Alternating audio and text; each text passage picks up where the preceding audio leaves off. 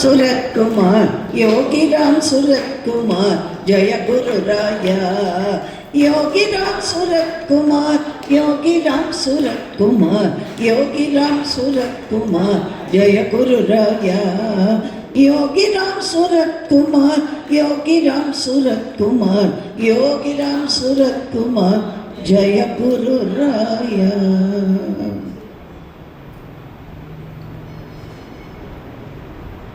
வாழ்க வையகம், வாழ்க வளமுடன், குரு வாழ்க, குருவே துணை. சிவா திருச்சிற்றம்பலம். எல்லாம் வல்ல பகவானுடைய திருவருளாலும் யோகி பகவானுடைய ஆசீர்வாதத்தாலும் பூஜ்ய குருஜி அவர்களுடைய அருளாணைப்படியும் சிவகாசியில் யோகிராம் சரத்குமார் பஜனாசிரமத்தில் 3வது நாளாக இந்த சத்சங்கத்திலே கூடியிருக்கிறோம். இந்த நல்ல பாக்கியத்தை தந்து இந்த பஜனாசிரம நிர்வாகிகள் வந்து கேட்கின்ற பெருமக்கள் அவரவர் உதவி செய்வதற்கு வந்து கைங்கரியம் பண்ணுகிற சகோதரிகள் சகோதரர்கள் எல்லாருக்கும் சிறப்பாக அருமை சகோதரர் குமாரவேல் குடும்பத்தாருக்கும் அருமை சகோதரியார் வாசி ஜெயராஜ் குடும்பத்தாருக்கும் வந்திருக்கிற ஒவ்வொருவருக்கும் பணிவான நமஸ்காரம்.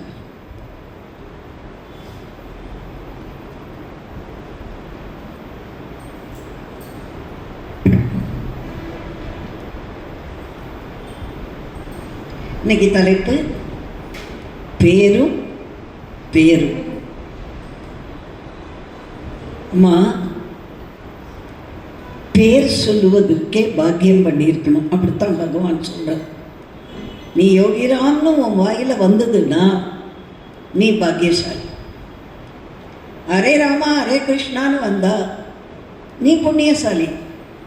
ஏதோ ஒரு நாமம். கலியுகத்தில் நாம ஜபம் தான். அதனால்தான் குருஜி எங்கே பார்த்தாலும் ஹரே ராமா ஹரே கிருஷ்ணா. நம்மெல்லாம் வெட்கப்படுறோம். பிரிட்டிஷ்காரன் ஐரோப்பியன் உச்சிக்குடுமி வச்சுண்டு காவி கலர் ட்ரெஸ் வேட்டி ஜிப்பா போட்டுண்டு துளசி மாலை போட்டுண்டு லண்டன் வீதியில் ஹரே ராமான்னு பாடுறான். அவன் வெட்கப்படலை. நம்ம ஆளுங்க அப்படி பார்த்துட்டு சத்தமாக சொல்கிறது கூட யோசிக்கிறோம். அவன் நடு ரோட்டில் பஜனை பண்ணுறாம்மா ஹரே கிருஷ்ணா இயக்கத்தில். அதில் ஆனந்தம் இருக்கிறது. நீ சாதிக்க முடியாதவற்றை எல்லாம் நாம ஜபம் சாதிக்க செய்யும். அதனால தான் வாயினால் பாடி மனத்தினால் சிந்திக்க போய பிழையும் தூதருவான் நின்றடமும் தீயினில் தூசாகும்.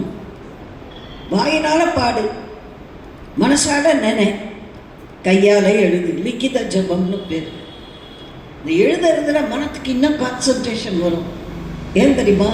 இது எழுதும்போது ஒழுங்காக எழுதுகிறோமான்னு மனசு அதையே நினைக்கும். நாங்கள்லாம் கோடிக்கணக்கில் ராமநாமம் எழுதுவோம். எப்போ உட்காந்தாலும் எழுதுவோம். நோட்டாக எழுதுவோம். டைரியாக எழுதுவோம். அத்தனையும் புண்ணியம். அப்படி கோடிக்கணக்கில் ராமநாமம் எழுதினவங்களுக்கெல்லாம் அனாயாசேன மரணம் கிடைச்சிருக்கு. படுத்தாங்க, எந்திரிக்கலை, அவ்வளோதான். ஒரு நாள் வியாதியில் படுக்கலை. அப்படி நிறைய பேர். அப்போ இப்போ புரியுதா? நாமத்துக்கு அத்தனை சக்தி இருக்குது. ஆண்டவன் நாமத்துக்கு மட்டும் இல்லை, அடியார்கள் நாமத்துக்கும். நீ சிவன்னு சொல்கிறச்ச எத்தனை புண்ணியமோ, ராமன்னு சொல்கிறச்ச எத்தனை புண்ணியமோ, அத்தனை புண்ணியம் யோகிராம்னு சொன்னாலும் கிடைக்கும். சாய்ராம்னு சொல்லுவாங்க சாய் பக்தர்கள். நம்ம யோகிராம் சொல்ல குமார்னு சொல்லுவோம். ஏதோ காஞ்சி பெரியவர்களுடைய பக்தர்கள்னா ஹரஹர சங்கர ஜெய ஜெய சங்கர ஏதோ ஒரு நாமம். நம்ம வாய்க்குள்ளே போனால் மற்ற எல்லா பொருளும் எச்சில். ஆனால் நாமம் மட்டும்தான் புண்ணியம். சரி, இன்னைக்கு நான் எந்த பேர் யாரோட பேர் சொல்ல போகிறேன்? அப்பர் சுவாமியுடைய பெயரை சொல்லியே பேறு பெற்ற அப்போதியடிகள். இங்கே இருக்கிற அத்தனை வாசகத்துக்கும் பொருத்தமான ஒரு வரலாறு. நாமத்தை சொல்லு, உன் வினை போகும், கவலை போகும், துன்பம் போகும். நாமம் சொல்லுகிறவர்கள் பேறு பெற்றவர்கள். சொல்ல இல்லையா? பைபிளில் கூட என்ன எழுதியிருக்கு தெரியுமா? நாமத்தை சொல்பவர்கள் பேறு பெற்றவர்கள், துன்பப்படுகிறவர்கள் பேறு பெற்றவர்கள். ஏன்? அவர்கள் வாயில் தான் இறைவன் நாமம் வரும். கஷ்டப்பட்டோடனே சொல்ல பகவானே சொல்கிறோமா இல்லையாம்மா? சந்தோஷம் வரும்போது பகவானேன்னு சொல்ல மாட்டோம். கஷ்டம் வரும்போது என்ன சொல்லுவோம்? பகவானே காப்பாத்த. அப்போ அவன் வாயில தானே நாமம் வருது. ஆகத்தான் துன்பப்படுபவர்கள் பேறு பெற்றவர்கள். ஏனென்றால் அவர்கள் வாயில் தான் ஆண்டவன் நாமம் வரும். அப்போ எல்லா மதமும் ஒத்துக்குதில்ல, ஆண்டவன் நாமத்தை சொல்லணும். அடியார் நாமத்தை சொல்லியே ஒருவர் உய்தி அடைந்தார். அவர்தான் அப்போதியடிகள். அவருக்கு சதய நட்சத்திரமா, பங்குனி தை மாசத்து சதய நட்சத்திரம். எனக்கு ஒரு சின்ன சந்தோஷம், எனக்கும் சதய நட்சத்திரம்.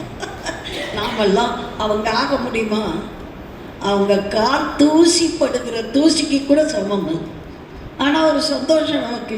ஓ, என்னோட நட்சத்திரம் அவங்கெல்லாம் பிறந்த நட்சத்திரமா?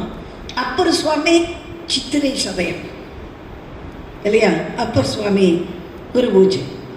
இதெல்லாம் நம்ம நினைச்சு பார்த்தா ஏதோ ஒரு அதிசயம் மாதிரி. யார் இந்த அப்பர் சுவாமி? திருநாவுக்கரசர் என்று சைவ உலகம் அறியும். தேவார மூவர் யாரு? ஞான சம்பந்தர், திருநாவுக்கரசர், சுந்தரமூர்த்தி சுவாமி. அதில் 2 பேர் அவதரித்தது திருமுனைப்பாடி நாடு. மரம் தரு தீநெறி மாற மணிகண்டர் வாய்மை நெறி அறம் தரு நாவுக்கரசும் ஆளால சுந்தரரும் பிறந்தருளவுளதானால் பேருலகில் நம்மளவோ சிறந்த திருமுனைப்பாடி திரும்பாடும் சீர்பாடு. செக்கிழார் சொல்றார். அதாவது அந்த பக்கம் பல்லவர் தொண்டை நாடு, இந்த பக்கம் பாண்டி நாடு, சோழ நாடு, சேர நாடு. இதுக்கு நடுவுக்குள்ளே இருக்கிற ஒரு சின்ன நாடு தான் நடுநாடு என்ற திருமுனைப்பாடி நாடு. அதில் திரு ஆம் ஊர், திரு ஆம் ஊர் ஊருக்கு பேர். நான் பிறந்த ஊருக்கு பேர் தேவக்கோட்டை. நீங்கள் இருக்கிற ஊருக்கு பேர் சிவகாசி. ஊருக்கே நல்ல பேர் இருக்கு. சில ஊர் பார்த்தீங்கன்னா பேய் பனையப்பட்டின்னு இருக்கும். அங்கே என்ன பேய் இருக்கா? இல்லை. ஊருக்கு பேர் அமைவது கூட ஒரு அழகுதாம்மா, இல்லையம்மா? ஆக அந்த திரு ஆம் ஊர், அதிலே வேளாளர்கள் குறுக்கையர் குடி. அதில் புகழனார் மாதேவியார் தம்பதிகளுக்கு முதல்ல ஒரு குழந்தை பிறந்தா. அந்த அம்மா பேர் திலகவதியார். நேற்றுக்கே நான் சொன்னேன் இல்லையா? திலகவதி, புனிதவதியெல்லாம் பேர் வைங்க. எங்கள் செட்நாட்டில் நிறைய பேருக்கு திலகவதி பேர். திலகவதின்னு பேர் வைப்பாங்க. திலகான்னு கூப்பிட்டா கூட பரவாயில்ல, செலவாதின்பாங்க. திலகவதியை செலவாதின்பாங்க. குலக்கீழ எனக்கு சரஸ்வதியின் பேர் வச்சுக்கிட்டு சச்சும்பாங்க. அழகான பேரை வச்சுக்கிட்டு ஸ்ரீனிவாசான பேர் வைப்பாங்க, சீமா சும்பம். பார்த்த சாரதியின் பேர் வைப்பாங்க, பாச்சாம்பாங்க. அப்படிதான் பேச்சு வழக்கில் கூப்பிடுவாங்க தெரியுமா? கிருஷ்ணசுவாமியின் பேர் வைப்பாங்க, கிச்சும்பம், கிச்சாமின்பாங்க. அது மாதிரி என்ன சச்சும்பாங்க. உண்மையிலேயே பகவான் பேரை நல்ல பேரை வச்சா அழகாக கூப்பிடலாம். திலகவதியார் மகாலட்சுமி மாதிரி. அவர் பிறந்து கொஞ்ச நாள் கழிச்சு பிறந்தவர் மருள் நீக்கியார். நல்ல குழந்தைகளுக்கெல்லாம் ஞாபகம் வரணும். திருநாவுக்கரசரோட முதல் பேர் என்ன? அப்பா அம்மா வச்சது மருள் நீக்கியார். அப்படின்னா என்ன அர்த்தம்? சூரியன் எப்படி இருளை நீக்குகிறதோ அதுபோல சமண இருளை நீக்க ஒளியை மருள் நீக்கியார் வந்து அவதரித்தார். ஞான சம்பந்தரும் அப்பர் சுவாமியும் தான் சமணர்களை அடக்கி சைவத்தை நிலைநாட்டினார்கள். அவங்க 2 பேரையும் மறக்க முடியாது. அவங்க பாதை போட்டதுக்கப்புறம் மற்றவங்கெல்லாம் சைவத்தை வளர்த்தாங்க. எப்படி இந்த ஊருக்கு ஒரு மங்கையர்க்கரசி அம்மா செண்பக அம்மா வந்தாங்களோ அது மாதிரி முதல்ல பாதை போடணுமே, அதுக்கப்புறம் நம்ம காரை ஓட்டலாம், தேரும் ஓட்டலாம். முதல்ல ரோடு போடணுமே, யார் போடுறது? ஊருக்கு ஒன்று செய்யணுமே, யார் செய்யறது? பூனைக்கு மணி கட்டுறது யார் அப்படின்னு வந்து. அப்போ ஒரு நல்ல காரியத்தை செய்யணும்னா அதுக்கு நல்லவங்க வரணும். பகவான் தேர்ந்தெடுக்கிறார். பகவான் புகழ் அவர் குளத்தங்கரையில் இருந்தபோது உலகத்துக்கு பரவலை. அதுக்கப்புறம் சந்நிதி தெரிவுக்கு வரும்போது நிறைய இடத்துல பரவிட்டு, அப்படி சிவகாசியிலே பரவுவதற்கு முக்கியமான ஒரு காரணக்கர்த்தனா அமரர் ராஜமாணிக்க நாடார். அவரையும் மறக்கப்படாது.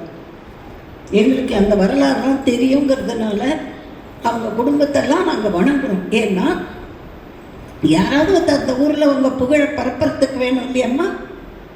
அப்படி அப்பர் சுவாமியாக அவர் மாறல, முதல்ல மருள் நீக்கியாராக தான் இருந்தார். திலகவதியார் என்று அந்த அக்கா அவங்கள சொல்லாமல் அப்பர் சுவாமி வரலாறு சொல்ல முடியும். அந்த அம்மாவுக்கு அழகா பருவம் வந்தபோது இதே வேளாண் குலத்தைச் சேர்ந்து சேனாதிபதியாக விளங்கிய கலிப்பகையாரோடு கல்யாணம் பேசினாங்க. கலிப்பகை நாயனார். அம்மா சேனாதிபதி, நான் டீச்சர், நீ வான்னா போகலாம், இல்லாட்டி லீவுன்னா லீவு போட்டுக்கலாம். ஆனால் இராணுவத்தில் இருக்கிறவங்க போர் வந்தாச்சு வா அப்படின்னா போகணும். அதான் மிலிட்ரி டிசிப்ளின். எங்கள் வீட்டுக்காரெல்லாம் டிஃபென்ஸில் இருந்தவர், அதனால் எனக்கு தெரியும்.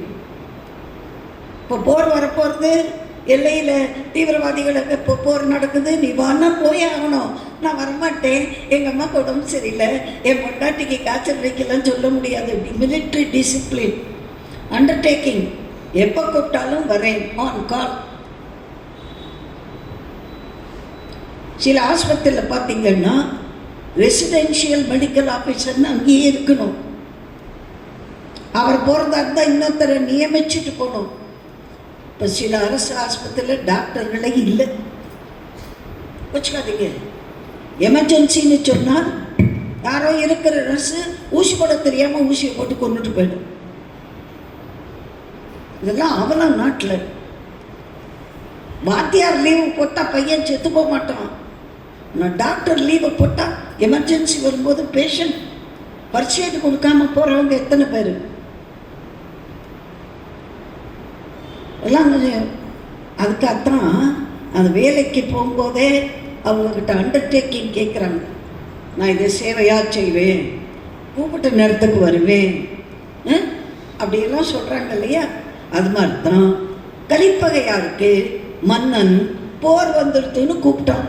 கலிப்பகையாருக்கும் திலகவதியாருக்கும் கல்யாணம் நிச்சயம் பண்ணியிருக்காங்க, நடக்கலை, போர் வந்துடுது. கூப்பிட்டுட்டார் மன்னன், போயிட்டார். அங்கேயே வீர சொர்க்கம் அடைஞ்சிட்டார். எவ்வளவு தலையெழுத்து பாருங்கம்மா. மகாலட்சுமி மாதிரி அழகு, குடும்பத்துக்கு மூத்த பொண்ணு, நல்ல குடும்பம், நல்ல படுத்த சிவனைய செல்வர்கள், புகழனார், மாதினியார். பொண்ணுக்கு கல்யாணம் நிச்சயம் பண்ணியிருக்கு, மாப்பிள்ளை போயிட்டார், என்ன பண்ணலாம்?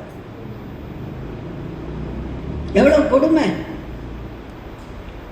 கல்யாணம் ஆயிட்டுன்னா நடந்தால் அது வேற விஷயம். கல்யாணமே நடக்கலை, ஆனால் நிச்சயம் பண்ணியாச்சு. போர்க்களத்தில் வீர சொர்க்கம் அடைஞ்சிட்டார்.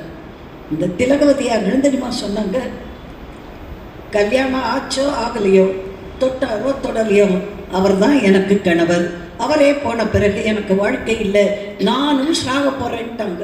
அப்போது இதுக்கு இடையில புகழனாருக்கு மூப்பு வியாதி, அவர் மரணம் அடைகிறார். குடும்பத்தில் அடி மேலே அடி வர்றதை பாருங்க. புகழனார் இறந்த உடனே மாதினியாரும் உயிரை விட்டுறார். இப்போ இந்த அம்மா என்ன சொல்கிறா, நான் அம்மா எப்படி அப்பாவோட உயிரை விட்டாங்களோ நான் என் கணவரோட என் உயிரை சேர்ப்பேன் அப்படின்னு சாக போகிறாங்க. அப்போ மருள் நீக்கியார் சொல்கிறார், அக்கா அம்மா அப்பா ஒத்துரும் இல்லை, நீ ஒருத்தியாவது எனக்கு துணைக்கி இருப்பேன்னு நினைக்கிறேன். நீ உயிரோட போனேன்னா உனக்கு முன்னாடியே நான் உசுர விட்டுருவேன். வேண்டாம் தம்பி, உனக்காக நான் வாழ்கிறேன். அன்றைக்குத்தான் அம்பொன் மணி நூல் தாங்காது அனைத்துயிர்க்கும் அருள் தாங்கி வாழ்ந்தது. மாங்கல்யத்தை தாங்கலை, ஆனால் மனசில் அருளை தாங்கி வாழ்ந்தது. பிறருக்காக வாழ்வது. ஊருக்காக வாழ்ந்த நெஞ்சம் சிலைகளாகலாம், உறவுக்காக விரிந்த நெஞ்சம் மலர்களாகலாம், யாருக்காக அழுத போதும் தலைவனாகலாம். குணம் குணம் அது கோவிலாகலாம், மனிதன் என்பவன் தெய்வமாகலாம். கண்ணதாசன் பாட்டு. மனிதன் எப்போ தெய்வமாவான்? அடுத்தவனுக்காக வாழணும்.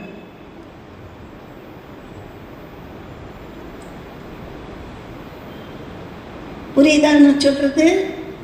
குழந்தைகளுக்கெல்லாம் நீங்களாம் எனக்கு குழந்தைகள் தானே, கொள்ளுப்பேத்தி மாதிரி தானே, கொள்ளுப்பேர மாதிரி தானே. உங்களுக்கு தான் இப்போ புரியணும். பெரியவங்களுக்கெல்லாம் தெரியும், உங்களுக்கு தெரியணும் தான்.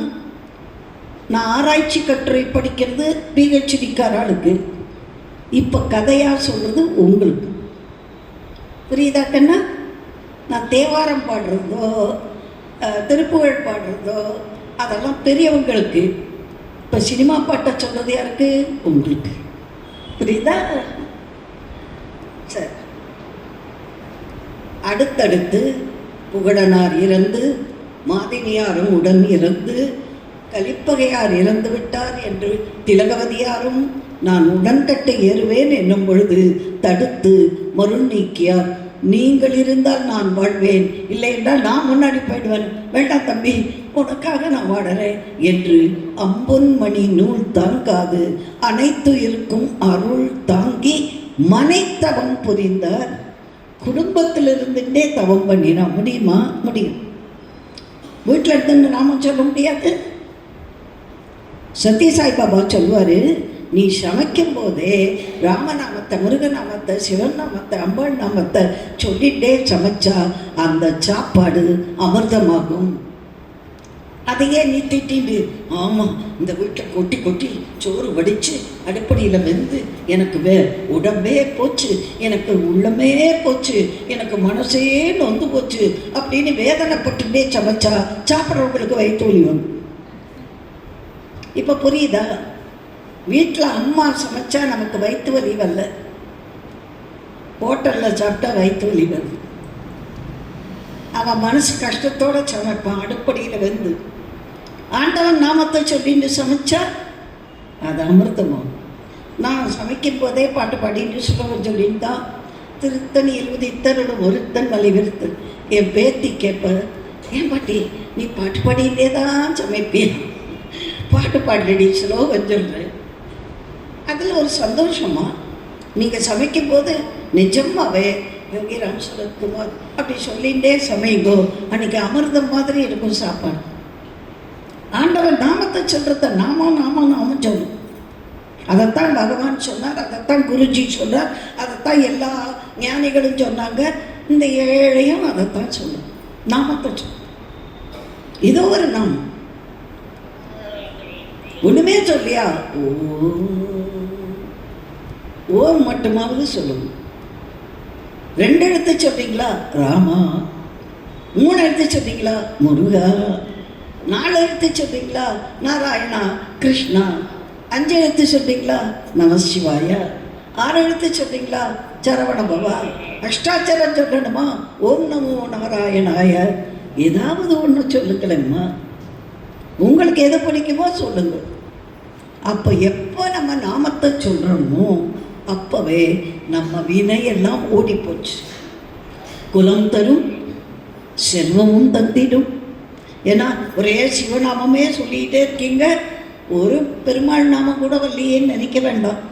குலம் தரும், செல்வமும் தந்திடும், அடியார் படு துயராயினையெல்லாம் நிலந்தரம் செய்யும், நீள் விசும்பு அருளும், அருளோட பெருநிலம் அளிக்கும், வளம் தரும் மற்றும் தந்திடும், பெற்ற தாயினும் ஆயின செய்யும், நலம் தரும் சொல்லை நான் கண்டு கொண்டேன் நாராயணா என்னும் நாமம்.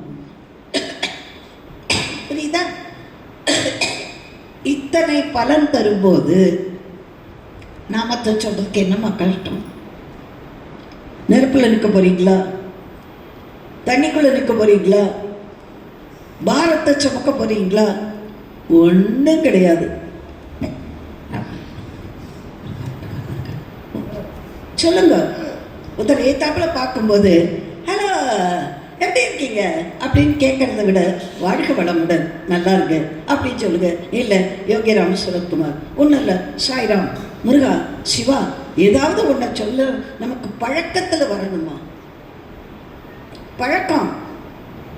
தூக்கத்தில் ஃபோன் அடித்தா கூட நான் வாழ்க வளமுடன் யார் பேசுகிறீங்க அப்படிதான் கேட்பேன். வாழ்க வளமுடன் யார் பேசுகிறீங்க, இல்லாட்டி யோகிராம் சுரத்குமார் வாழ்க வளமுடன் யார் நீங்கள் அப்படி தான் கேட்பேன். அப்படி பழக்கம் பண்ணிட்டா உங்களுக்கு அப்படியே வந்துடும். அந்த அம்மா இப்போ தம்பிக்காக வாழ்ந்து கொண்டிருக்கிறார். தம்பி பார்த்தார், என்னடா பொல்லாத வாழ்க்கை, இதுக்கு போய் அலட்டிக்கலாமா? அடுத்தடுத்து வேதனை வருது, வேண்டாம் போ. அப்போ பார்த்த ஊரில் இந்த சமணம் பௌத்தம் எல்லாம் கால் ஊன்றி, சமணம் உலகம் நிலையாது, இளமை நிலையாது, யாக்கை நிலையாது, செல்வம் நிலையாது, இப்படியே சொல்லிக்கிட்டே ஆமாண்டா அவன் சொல்கிறது தான் சரி அப்படின்ட்டு சமணராக போய் சேர்ந்துட்டார். அதுக்கு என்ன சொன்னார் தெரியுமா சேக்கிழார்?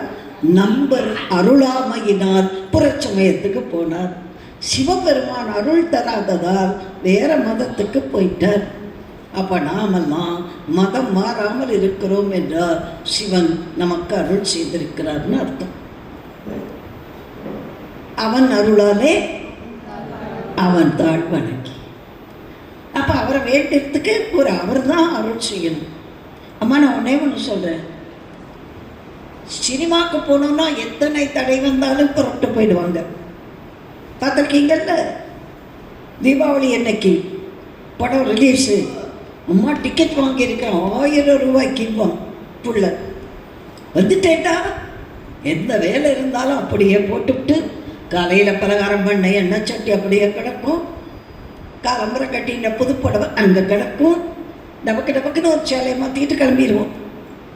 அப்போ பசி தெரியாது, தூக்கம் தெரியாது, கடுப்பு தெரியாது, ஓடிடும். அதே பக்கத்து வீட்டு அக்கா இன்னைக்கு யோகிராம் பஜனாசிரமத்தில் பெரிய புராணம், உங்கள் அக்கா என்னால் அங்கே 2 மணி நேரம் உட்கார முடியாது, அப்போ மட்டும் உட்கார முடியாது. அப்படி இல்லைன்னு வச்சுங்க, இவருக்கு இன்றைக்கி பலகாரம் பண்ணுறதுக்கு மாவு இல்லை, அதனால் சப்பாத்தி பூரி போடணும், அதுக்கு கொஞ்சம் லேட் ஆகும், அதனால் நான் வரல, நீங்கள் போயிட்டு வாங்க. நல்ல காரியத்துக்கு ஏதாவது ஒரு தடை வரும், ஆனால் வேண்டாததுக்கு தடை இருந்தாலும் நம்ம மீறி போயிடுவோம். கோயிலுக்கு போனால் சொல்லிருக்கணும், நானே சொல்லுவேன், கோயிலுக்கு போமா அப்படின்னா நாளைக்கு போய் போகணும் நம்ம மனசு. அதே வேற ஒரு விருந்துக்கு போமா புறப்படுறோம்ல, அதுதான் அவன் அருள் இருந்தால் தான் அவன் கோயிலுக்கு போக முடியும், அவன் நாமத்தை சொல்ல முடியும், அவன் சந்நிதிக்கு வர முடியும், அவரை கும்பிட முடியும்.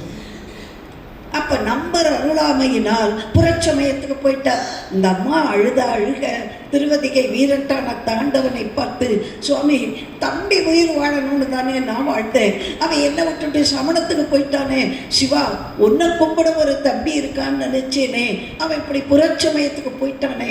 அங்கே அவருக்கு பேரு தர்மசேனர். தர்மசேனர் மருள் டிகேஆர் அம்மா அப்பா வச்ச பேரு, தர்மசேனர் சமணர் வச்ச பேரு. அப்போ தினம் ஆண்டவன்கிட்ட வேண்டுவாங்க இந்த திலகவதியை. அப்போ சுவாமி சொன்னார், கவலைப்படாத திலகவதி, உன் தம்பிக்கு வயிற்றுல சூளை நோயை கொடுத்து தடுத்து என்கிட்ட வர வைக்கிறேன். அப்போ அந்த அம்மா எவ்வளோ பெரிய புண்ணியம் பண்ணியிருக்கணும். அந்த அம்மா வேண்டினதுக்காகத்தான் சுவாமி அப்பரை, திருநாவுக்கரசரை, வாகேஸ்வரை, சொல்லின் வேந்தரை, தாண்டக வேந்தரை திருநாவுக்கரசராக இங்கே அழைக்கிறார். பயங்கரமாக வயிற்று வலி குன்மம், அதாவது குடலோடு தொடக்கி முடக்கிடன்னு சொன்னால் புரியாது உங்களுக்கு. இந்த கிரானிக் அல்சர்னு சொல்லுவோம். புண்ணு பிடுக்கு பிடுக்கு பிடுக்கு வலிக்கும். சாப்பிட்டாலும் வலிக்கும், சாப்பிடலைனாலும் வலிக்கும். தண்ணி குடித்தாலும் வலிக்கும், சூடாக குடித்தாலும் வலிக்கும், சில்லுன்னு சாப்பிட்டாலும் வலிக்கும். அப்படி ஒரு வலி வந்தால் தாங்க முடியுமா? எனக்கு தெரிஞ்சு லிவரில் அல்சர் வந்தவங்க அது கேன்சராக மாறி கஷ்டப்பட்ட எல்லாம் பார்க்கும்போது கடவுளே அப்போ என்ன பாடுபட்டிருப்பார் அப்பர் சுவாமி. லிவரில் கேன்சர் ஆச்சுன்னா, லிவர் பிரெயின் ரெண்டுலேயும் கேன்சர் வந்தால் பிழைக்கிறது ரொம்ப கஷ்டம். அந்த 2 இடமும் அப்படிப்பட்ட இடம். நான் 150 டாக்டர்களோட பழகிறேன். அதனால் எனக்கு கொஞ்சம் கொஞ்சம் சொல்ல தெரியும். நான் டாக்டருக்கு படிக்கலை. எல்லோரும் என்னை கேட்பாங்க, நீங்கள் இலக்கிய டாக்டரா மெடிக்கல் டாக்டரா அப்படின்னு கேட்பாங்க. அந்த அளவுக்கு நான் விஷயம் தெரிஞ்சு சொல்கிறேன். லிவர் பிரெயின் 2ல் கேன்சர் வந்தால் ரொம்ப கஷ்டம். அப்படி அந்த காலத்தில் அப்படி சொல்ல தெரியல. சூளை பயங்கரமான வெப்பத்தோடு ஒரு வலி. அந்த காலத்தில் அதுக்கு பேர் குன்மம்பாங்க, அப்புறம் சூளைம்பாங்க, அப்புறம் வெப்புன்னு சொல்லுவாங்க. ஏதோ ஒரு பேரில் அவருக்கு வியாதியை கொடுத்துட்டார். கதறார். இந்த சமணர்கள்லாம் வந்துருச்சாங்க, சரியாகலை. அவர் என்ன பண்ணார், அங்கே சமயக்காரனை கூப்பிட்டு, எங்கள் அக்கா திருவதிகை வீரட்டானம் கோவிலில் திலகவதின்னு ஒரு அம்மா இருப்பாங்க, தவம் பண்ணின்னு இருப்பாங்க. அந்த அம்மா கிட்ட போய், உங்கள் தம்பிக்கு சூளை நோய் வந்துருச்சு, தாங்க முடியாமல் தவிக்கணும், போய் சொல்லுப்பா. அங்கேருந்து சமயக்காரன் வந்த உடனே இந்த அம்மா என்ன கேட்டா தெரியுமா, தம்பிக்கு தீங்கு உள்ளதோன்னு கேட்டா. என்ன சுவாமி சொல்லிட்டார்ல, உன் தம்பிக்கு வயிற்று வலியை கொடுத்து சூளையை கொடுத்து ஆட்கொள்றேன்னு சொல்லிட்டார்ல, என் தம்பிக்கு தீங்கு வந்துருச்சானா? ஆமாம்மா. துடிக்கிறாருமா. அவனை இங்கே வர சொல்லு. நான் வரமாட்டேன் அங்கே. அதான் உறுதி. நான் சமணப்பாடிக்கு வரமாட்டேன். தம்பியை இங்கே வர சொல்லு. ராத்திரிக்கு ராவா ஒரு வெள்ளை வேட்டியை சுத்திக்கிட்டு புத்தருக்கு தெரியாமல் நேர திருவதிகை வீரட்டானத்துக்கு வரார். அவர் வர்ற நேரமும் பொழுது புலர்கிற நேரமும் விடிந்து விட்டதுன்னு காட்டித்து. யாருக்கு? பொழுதும் விடிந்தது, நம் சமயத்திற்கும் விடிவு காலம் வந்தது. காலடியில் இருந்த அக்கான்னு விழுந்தார். தூக்கி நிறுத்தி திருநீர் பூசி, சிவா திருச்சிற்றம்பலம் அப்படின்னு சமயத்துக்கு விபூதி கொடுத்து தீட்சை கொடுத்தவர் பெண்மணி. பெண்ணுக்கு தீட்சை கொடுக்க உரிமை உண்டான்னு கேட்பீங்க. கொடுத்துட்டாங்க அந்த அம்மா. திருநீர் பூசி சிவா சொல்லிட்டு, பாரு, நீ தெரிஞ்சோ தெரியாமலோ சமண இருளில் கிடந்த அந்த இடத்த தூக்கி எறி, ஆண்டவன் திருக்குளத்தில் குழி, ஒரு குடத்தில் தண்ணி எடு, சுவாமிக்கு அபிஷேகம் பண்ணு, பூப்பறிச்சின்வா, தொண்டு செய். இந்த உழவாரப்பணி தொண்டு செய்வதற்கு திருநாவுக்கரசருக்கு வழிகாட்டியே திலகவதியாங்கிற அம்மா தான், அக்கா தான். அந்த தாய் தொண்டு மார்க்கத்தை சொல்லி கொடுத்தார். குளித்தார், விபூதி பூசினார், குடத்தில் தண்ணி எடுத்துட்டு வந்தார், ஆண்டவருக்கு அபிஷேகம் பண்ணார், பூ பறிச்சார், ஓட்டார், பாட்டு வந்தது. கூற்றாயினவாறு விளக்ககிலி கொடுமை பல செய்தன நான் அறியேன், ஏற்றாய் அடிக்கே இரவும் பகலும் பிரியாது வணங்குவன் எப்பொழுதும் தோற்றாதென் வயிற்றின் அகம்படியே குடரோடு துடக்கி முடக்கியிட ஆற்றேன் அடியேன் அதிகை கெடில விரட்டான துறை அம்மானே. யாருக்காவது வயிற்று வலி வந்தா இந்த கூற்றாயினவாறு பதிகம் பாடுங்கோ, சரியா போ. மந்திரமாவது மீறி சொல்லி திருநீற்று பதிகம் பாடுங்கோ, நோய் போகும். கிரகங்கள் சரியில்லையா, கோளர் திருப்பதிகம் பாடுங்கோ, சரியா போகும். திருநெறிய தமிழுக்கு ஆற்றல் உண்டு.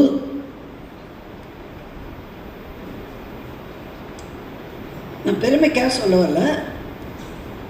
நாங்கள் காரைக்குடியில் நகையெல்லாம் பண்ணுற ஒரு சேதுராமன் ஆசாரியார்னு ஒரு குடும்பம், எங்கள் அப்பா காலத்துலேருந்து பழக்கம். அந்த அம்மா பேரு சரஸ்வதி, என் பேரு சரஸ்வதி. அந்த அம்மாவுக்கு என் மேலே அவ்வளோ ஒரு பற்று. அம்மா அம்மா என்னோட சாப்பிடுங்கம்மா, என்னோட உட்காருங்கம்மா, கார் அனுப்புகிறேன், காரைக்குடிக்கு வாங்கம்மா, அப்படி பாசமாக இருப்பாங்க. ஒரு நாள் நாங்கள் சாப்பிட்டுட்டு உட்காந்துருக்கோம், திடீர்னு அந்த அம்மாவுக்கு மூச்சு தள்ளல். திடீர்னு ஒரு வார்த்தை நான் பொய் சொல்ல மாட்டேன், எனக்கு பொய் சொல்லியே பழக்கம் கிடையாது. பிடிச்சதா பிடிக்குன்னு சொன்னேன், இல்லைன்னா இல்லை போதும் அப்படின்ற, அவ்வளோதான். எனக்கு இந்த போலித்தனமெல்லாம் சொல்ல தெரியாது. நான் இப்போ அதை எதுக்காக சொல்லுவேன், மூச்சு திணறுது அந்த அம்மாவுக்கு, டாக்டருக்கு ஃபோன் பண்ணு அப்படின்னு அந்த வேலைக்கார பொண்ணுகிட்ட சொன்னேன். அவள் போய் கடையில் இருக்கிற பிள்ளைய கூப்பிட்டு அவங்க ஃபேமிலி டாக்டர். நான் உடனே யோசித்தேன், டாக்டர் வரதுக்கு முன்னாடி என்ன ஃபஸ்ட் எய்ட் பண்ணலாம், மூச்சு திணறுது, ஆக்சிஜன் ஏன்லாம் தேட முடியும், எங்கிட்ட இருக்குது. உடனே என்ன பண்ணேன், விபூதி சம்பளத்தை எடுத்தேன். மந்திரமாவதும் நீருவானவர் மேலது நீரு பதிகம் பூரா பாடி அந்த அம்மாவுக்கு விபூதி எடுத்து நெஞ்சில் தடவி வாயிலையும் கொஞ்சம் கொடுத்தேம்மா. டாக்டர் வரத்துக்குள்ள அந்த அம்மா நார்மல் ஆகிட்டாங்கம்மா. அந்த அம்மா அன்னைக்கு கையை பிடிச்சிட்டு அழுதாங்க தெரியுமா. அந்த திருநீற்று பதிகத்துக்காக சொன்னேன் நான், எனக்காக சொல்லலை தாயி. திருநீற்று பதிகத்துக்கு அத்தனை சக்தி உண்டு. அந்த அம்மா என் கையை பிடிச்சிட்டு அப்படி கதறிச்சு. மூச்சு போயிடுச்சுன்னு நினச்சேம்மா, எனக்கு உசுரை கொடுத்துட்டீங்க. நான் கொடுக்கலம்மா, திருநீற்று பதிகம். அந்த அம்மா அதுக்கப்புறம் அந்த பதிகத்தை விடுறதே இல்லை. அதுக்கப்புறம் 2.5 வருஷம் நல்லா இருந்தாங்க. அப்புறம் தான் போனோம், 2.5 வருஷம் அதுக்கப்புறம் நல்லா இருந்தோம். அவங்க பிள்ளைகளுக்கெல்லாம் என்ன ஃபஸ்ட் எய்ட் பண்ணிங்கன்னா, ஒரு ஃபஸ்ட் எய்டும் பண்ணலை, திருநீட்டு பதிகம் பாடி விபூதி போட்டு. நமக்கு தெரியலம்மா அதனோட அருமையெல்லாம். புரிஞ்சுனீங்கன்னா அதனோட சக்தி தனி. பகவான் என்ன சொல்கிறார், என் நாமத்தை சொல்லு, உனக்கு நோய் கிடையாது, கவலை கிடையாது, துன்பம் கிடையாது, வினை கிடையாது. நாமம் சொல்லு, அதுதான் மருந்து. வாய்னால பாடினா மந்திரமா? ஆமாம், மனசால நினைச்சாலே மந்திரம் தான். ஆக மன தூய்மையோட சொல்லுங்க, ஆண்டவன் நாமத்தை சொன்னால் போதும், நிச்சயமாக காப்பாற்றுவார். அதுக்கு மேலே தலை விதின்னு ஒன்று இருக்கு. அந்த விதியை கூட நாமத்தை சொல்லி மாற்ற முடியும். சரி, இப்போ குற்றாயினவாறு விளக்ககிலீர். சுந்தரர் தேவாரம் தொடங்கும் போது பித்தானர் ஆண்டவாடி எடுத்து கொடுத்தார். ஞான சம்பந்தர் தோடு அணிந்த செவியை பார்த்து தோடுடைய செவியன்னு பாடினார். இவர் மட்டும் என்ன யமன் மாதிரினார். ஏன்னா இப்போ டாக்டர்கிட்ட போகிறோம், நான் தெரிஞ்சவங்க வீட்டுக்கு போகிறேன், நல்லா இருக்கீங்களா, பிள்ளைகளாம் நல்லா இருக்காங்களா, இப்படி பேசுவேன்.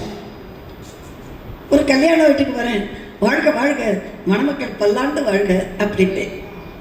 ஒரு துக்கம் நடக்கிற வீடு, அங்கே போய் வாழ்க வாழ்க, பல்லாண்டு வாழ்க, உங்கள் பிள்ளைகளாம் விடுறாங்க. நான் கேட்பேன்,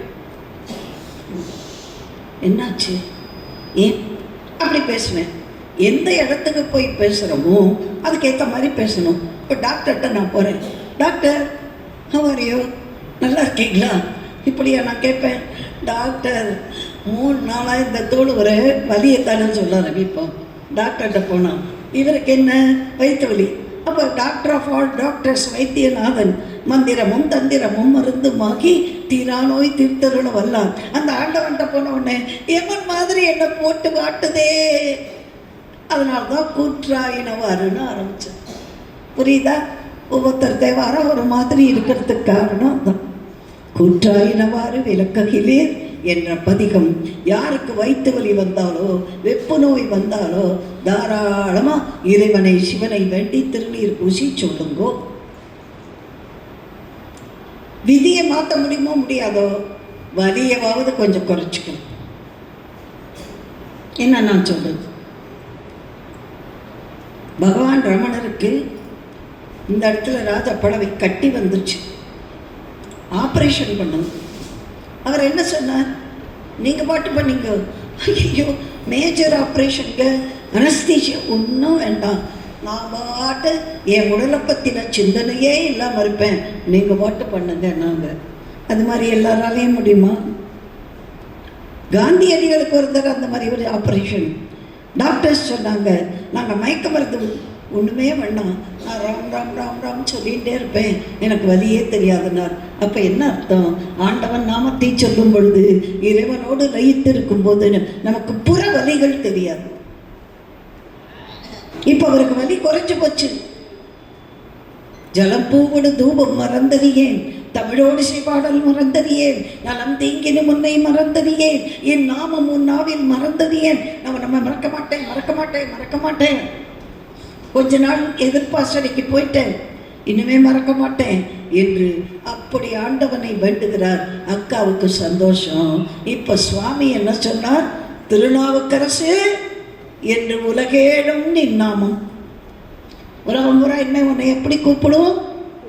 நீ மருள் நீக்கியார் இல்லை, தர்மசேனர் இல்லை, நீ திருநாவுக்கு அரசு. அதைத்தான் வடமொழியில் வாக் ஈஸ்வர், வாக் ஈஸ்வர், சொல் வேந்தர். தாண்டகம்ங்கிற மீட்டரில் பாடினதுனால தாண்டக வேந்தர். திருநாவுக்கரசுன்ட்டார் சுவாமி. அந்த திருநாவுக்கரசர் சைவத்துக்கு வந்துட்டார்னு இந்த சமணர்கள்லாம் போய் ராஜா கிட்ட கோல் சொல்லி கொடுத்து, இவன் நம்ம சமயத்து உண்மையெல்லாம் தெரிஞ்சுட்டு சைவத்துக்கு போயிருக்கான், அவனை விடக்கூடாது, தண்டிக்கணும். என்ன பண்ணலாம்? நாங்கள் சொல்கிறோம் கேளுங்க ராஜா. என்ன பண்ண போகிற? சுண்ணாம்பு காலவாயில் போடு. சுண்ணாம்பு கல் டப்புன்னு வெடிக்கும் போது ஒன்று இங்கே பட்டுட்டா வெந்து போயிடும். சுண்ணாம்புலேருந்து புகை அந்த வெப்பத்தோடு வரும், பார்த்துருக்கீங்களா? முந்தி சுண்ணாம்பெல்லாம் நீத்து சுவத்துக்கு பூசுவோம். இப்போல்லாம் ஏஷியன் பெயிண்ட்ஸ், அக்ஸா பெயிண்ட்ஸ். நம்ம ஒரு அக்ஸா பெயிண்ட் ஐயா எனக்கு தெரியும், டியூலக்ஸ் பெயிண்ட், நிப்பான் பெயிண்ட் என்னெல்லாமோ வந்துருச்சு. அப்போல்லாம் சுண்ணாம்பை நீத்து போய் அது குப்பு குப்பு குப்புன்னு குதிக்கும். அதை ஆற வச்சு அதுக்கப்புறம் இந்த ப்ரெஷ் ஒன்று வச்சு நாமளே வீட்டுக்கு சுவருக்கு அடிப்போம் பொங்கல் வரும்போது. அப்போல்லாம் காசு கொடுத்தெல்லாம் அடிக்க முடியாது. சின்ன சின்ன வீடாக இருக்கும், மண்ணு வீடாக இருக்கும். அதை பூரா வெள்ளை அடிப்பாங்க. சில பேர் மஞ்சள் காவியை கலந்து மஞ்சள் அடிப்பாங்க. நாங்கள்லாம் கோயிலுக்கு சிவப்பும் வெள்ளையும் மாற்றி மாற்றி அடி நாங்களே பண்ணியிருக்கோம் உழவாரத்தில். ஆக திருநாவுக்கரசரை சுண்ணாம்பு கலவையில் போட்டாங்க. அவர் நமசிவாய மந்திரத்தை சொல்லி அவங்க திரும்பி சுண்ணாம்பு காலவாயை திறந்து பார்க்குறாங்களோ, ஏசி ரூம்லேருந்து வர மாதிரி வராது. இப்போ ஏசி ரூம் அதான் சொல்லுவோம் இல்லையா?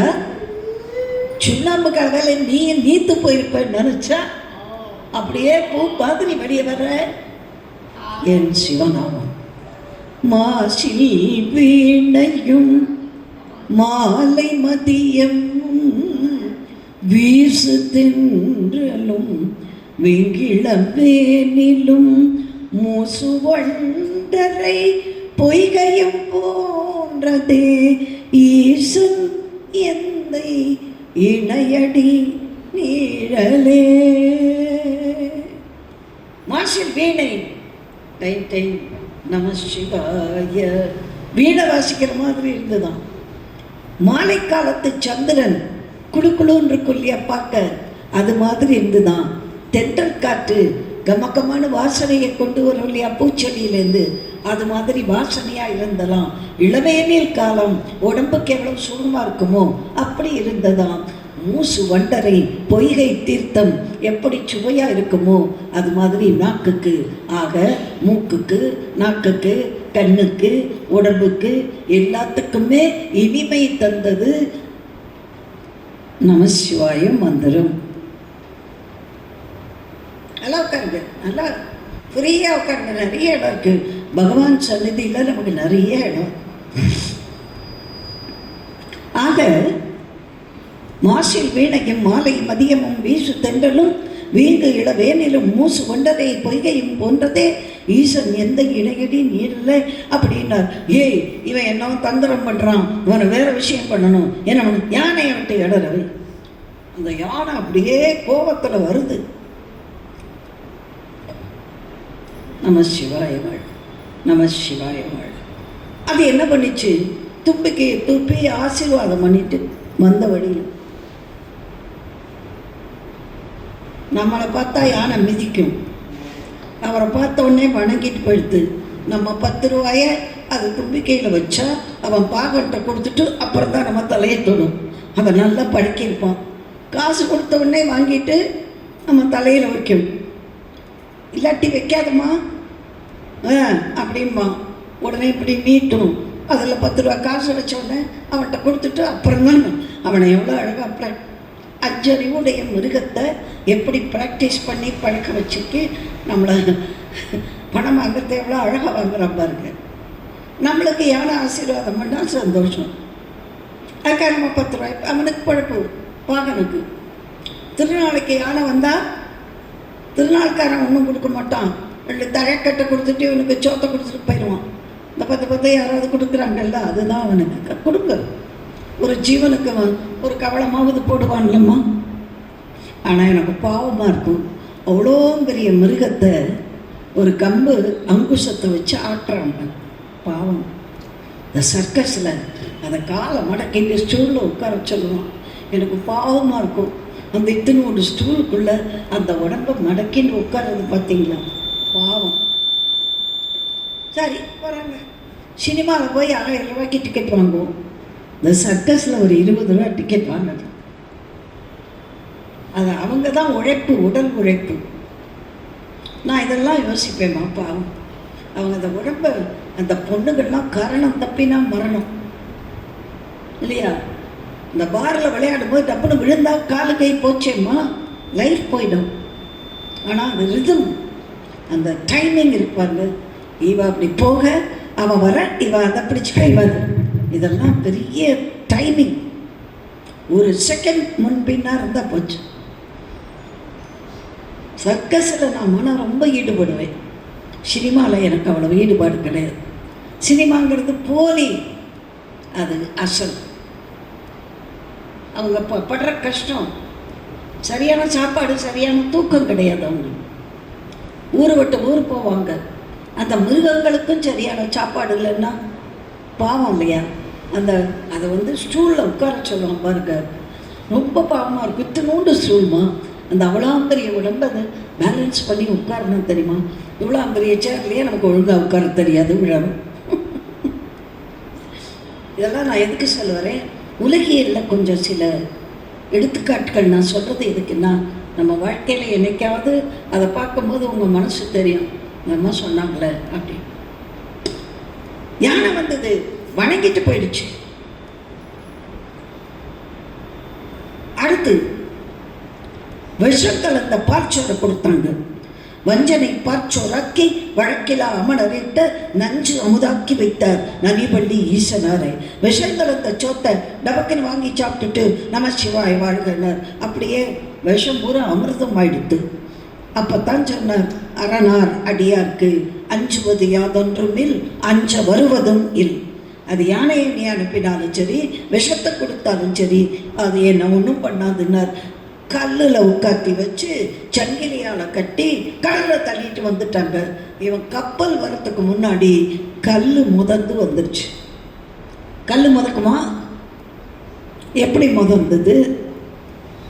அதான் சிவன் அருள். சுற்றுணை வேதியன் ஜோதிவானவன் புற்றுணை திருந்தடி பொருந்த கை தொழ கற்றுடை பூட்டிவோர் கடலில் பாய்ச்சினும் நற்றுணை ஆவது நமச்சிவாயமே. கல் தூணை பூட்டி ஒரு கடலில் பாய்ச்சினும் நல் துணையாவது நமசிவாயமே. இத்தனை துன்பத்தையும் பிரகலாதன்கிற பக்தனுக்கு அவ அப்பா இரணியன் கொடுத்தான்.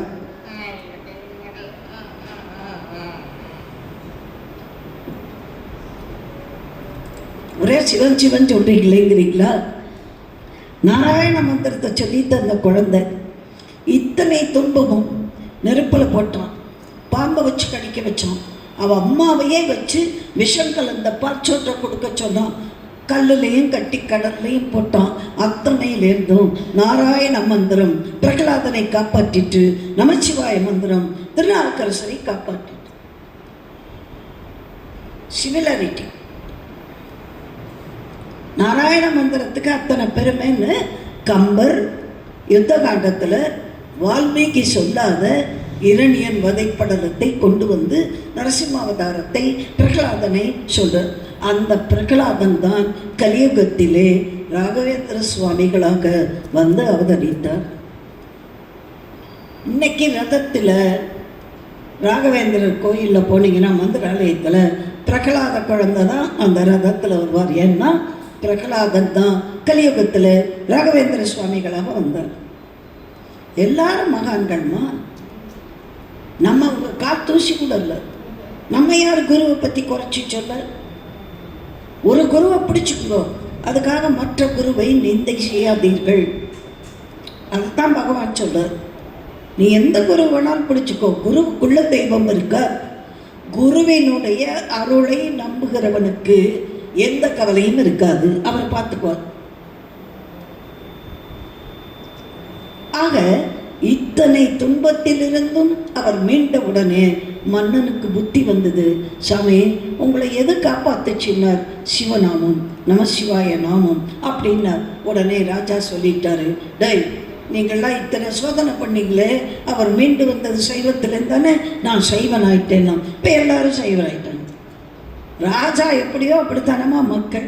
ஏதா ராஜா ததா பிரஜா, மன்னன் எவ்வழி மக்கள் அவ்வழி. ஆக இதையெல்லாம் நாமெல்லாம் கேட்குற மாதிரி திங்களூருங்கிற ஊரில் அப்போதி அடிகள்ங்கிற ஒரு பிராமணர் கேள்விப்பட்டார். அடியார்களுக்கு ஜாதி வித்தியாசம் கிடையாது. நான் இப்போ ஒரே ஒரு வார்த்தை கேட்குறேன். உங்களுக்கு யோகிராம் சுவாமி என்ன ஜாதின்னு தெரிஞ்சா பக்தரா நீங்க? நிச்சயமா சொல்லுங்க. நமக்கு அது கிடையாது. சத்ய சாய் பாபா எந்த ஜாதி? பார்த்தா பக்தர்கள் வராங்க அப்படின்னா அவங்க ஜாதிக்காரங்க மட்டும்தானே கும்பிட்டு இருப்பாங்க. அடியார்களுக்கு அதெல்லாம் கிடையாதுமா. கபீர்தாச சொல்லுவார், ஜாதினா பூச்சோ சாதுக்கி பூச் लीजिए ஞான். நான் ஹிந்தி பண்ணிட்டா வேலை பார்த்தவ, அதனால சொல்கிறேன். ஜாதினா பூச்சோ சாதுக்கி. சாதுவை பற்றி பார்க்கும்போது நீங்கள் எந்த ஊர், எந்த நாடு, என்ன லாங்குவேஜ், என்ன ஜாதி கேட்காதீங்க. கேட்கப்படாது. நம்ம கேட்க மாட்டோம். கேட்டால் நம்ம பக்தர் இல்லை. அப்பர் சாமி வேளாளர், இவர் பிராமணர். அதுக்காக நான் பிள்ளைமாரை கும்பிட மாட்டேன் நான் சொன்னார். அப்போதைய அடிகளுக்கு எல்லாமே அப்பர் சுவாமி கேள்விப்பட்ட மாத்திரத்தில். அந்த பக்தியை எப்படி வெளிப்படுத்தினார் தெரியுமா? வீட்டுக்கு பேர் என்ன? திருநாவுக்கரசர் இல்லம். தண்ணீர் பந்தல் வச்சார். தண்ணீர் பந்தலுக்கு பேர் என்ன? திருநாவுக்கரசர் தண்ணீர் பந்தல். மூத்த பையன் பிறக்கிறான், திருநாவுக்கரசு ஒன்று. ரெண்டாவது பையன் பிறக்கிறான், திருநாவுக்கரசு ரெண்டாவது திருநாவுக்கரசு. பொம்பளை பிள்ளை பிறக்குது, திருநாவுக்கு அரசி. பசுமாடு வருது, திருநாவுக்கு அரசி. காளமாடு வருது, திருநாவுக்கரசர். எல்லாத்துக்கும் பேர் திருநாவுக்கரசர். சில பேருக்கு ஒரு பக்தி வந்தா அதுலேயே உற்றுமா இருப்பாங்க. அதுதான் கரெக்ட். தன் பெயரை எங்கேயுமே எழுதலை, அப்பருடைய பெயரை எழுதி பேரு பெற்றார். அதான் பேரும் பேரும். ஆமா, எல்லாத்துக்கும் திருநாவுக்கரசர் பேரா? ஆமாங்க. அப்ப என்னத்தான் அவர் பேரை கூப்பிட்டுட்டே இருப்பாரு. திருநாவுக்கரசு, மூத்த திருநாவுக்கரசு இங்கே வாயன், ரெண்டாவது திருநாவுக்கரசு சாப்பிட்டு போயேன், மூணாவது திருநாவுக்கரசு கடைக்கு போயிட்டு வாயேன். அந்த திருநாவுக்கரசை பிடிச்சி கொஞ்சம் கட்டிடுறியா திருநாவுக்கரசு?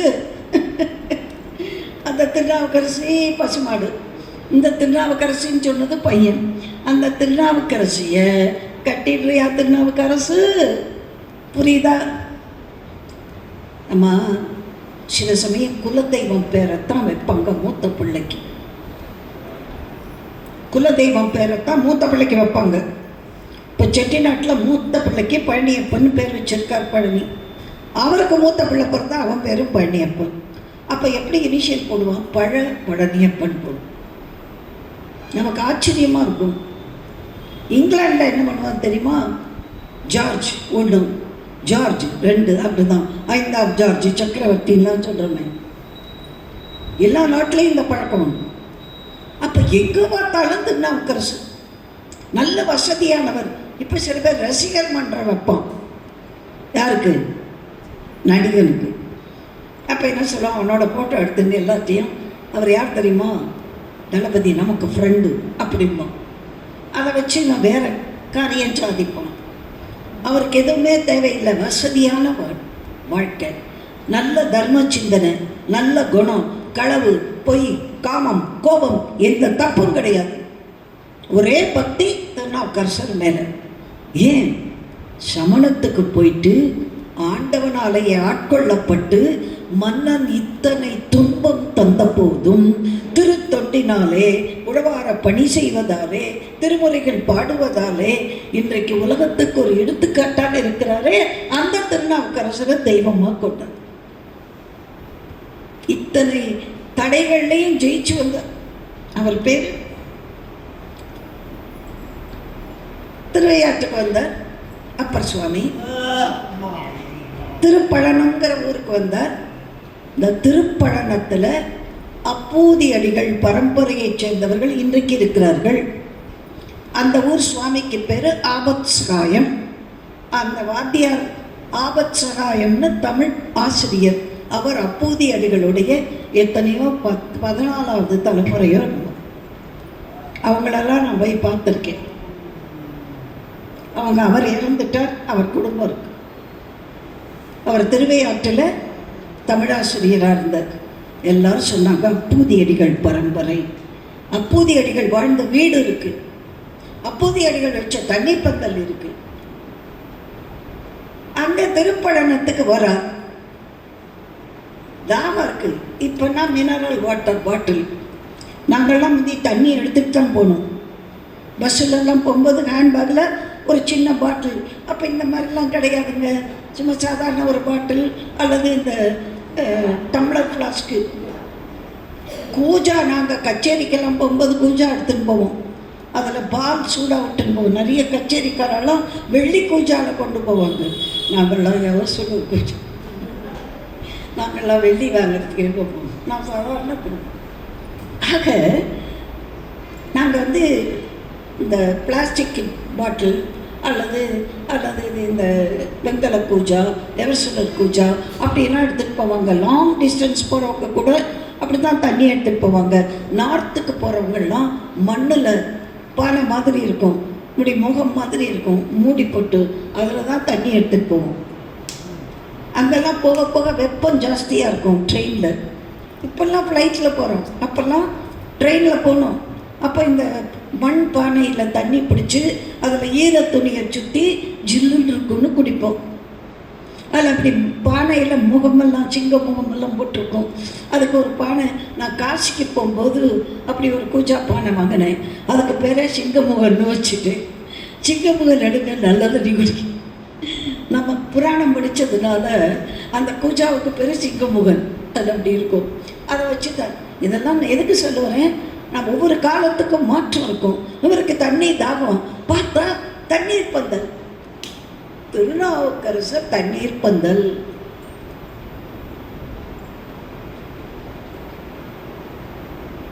அங்க வர திருநாவுக்கரசர் தண்ணீர் அண்டா. அந்த தண்ணி ஊத்துறவரை பார்த்து, ஐயா சிவா, தாகத்துக்கு தண்ணீர் நல்லா இருக்கு ஐயா, தண்ணீர் இருக்கு, நீர்மோர் இருக்கு, பானகம் இருக்கு, நெல்லிக்காய் ஊறுகாய் இருக்கு, சுண்டல் இருக்கு, என்ன வேணும் ஐயா அப்படின்னு அன்பா கேட்குறார். தண்ணி மட்டும் கொடுங்க ஐயா. இந்த தண்ணீர் எடுத்து அப்படி குவளை கொடுக்கிறார். திருநாவுக்கரசர் தண்ணீர் குவளை. அப்பர் சுவாமிக்கு ஒரு கியூரியாசிட்டி. என்ன கேட்டாரு, இப்பந்தல் இப்பெயரிட்டு இங்கு அமைத்தார் யார்?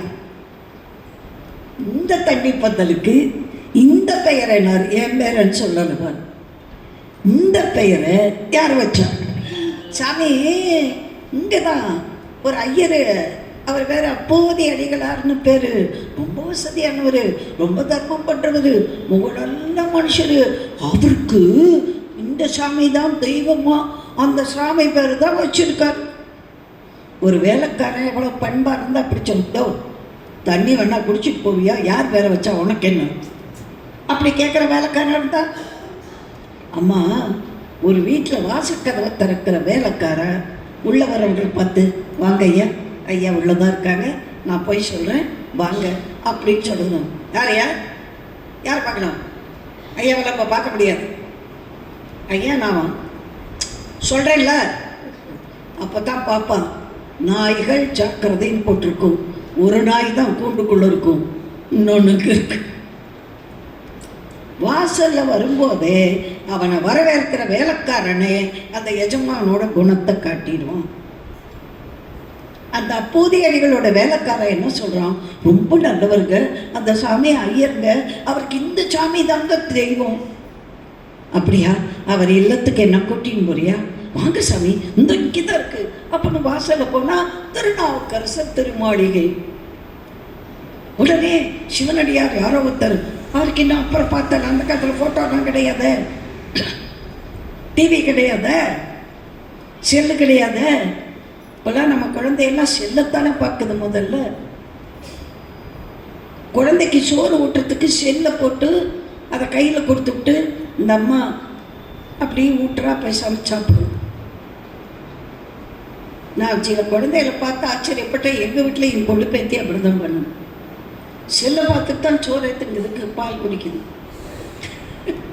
என்னத்தை சொல்கிறது? நான் அப்போ தான் சொன்னேன், பல் இல்லாமல் கூட இருக்காங்க, செல்லு இல்லாமல் இருக்கிறதே இல்லை.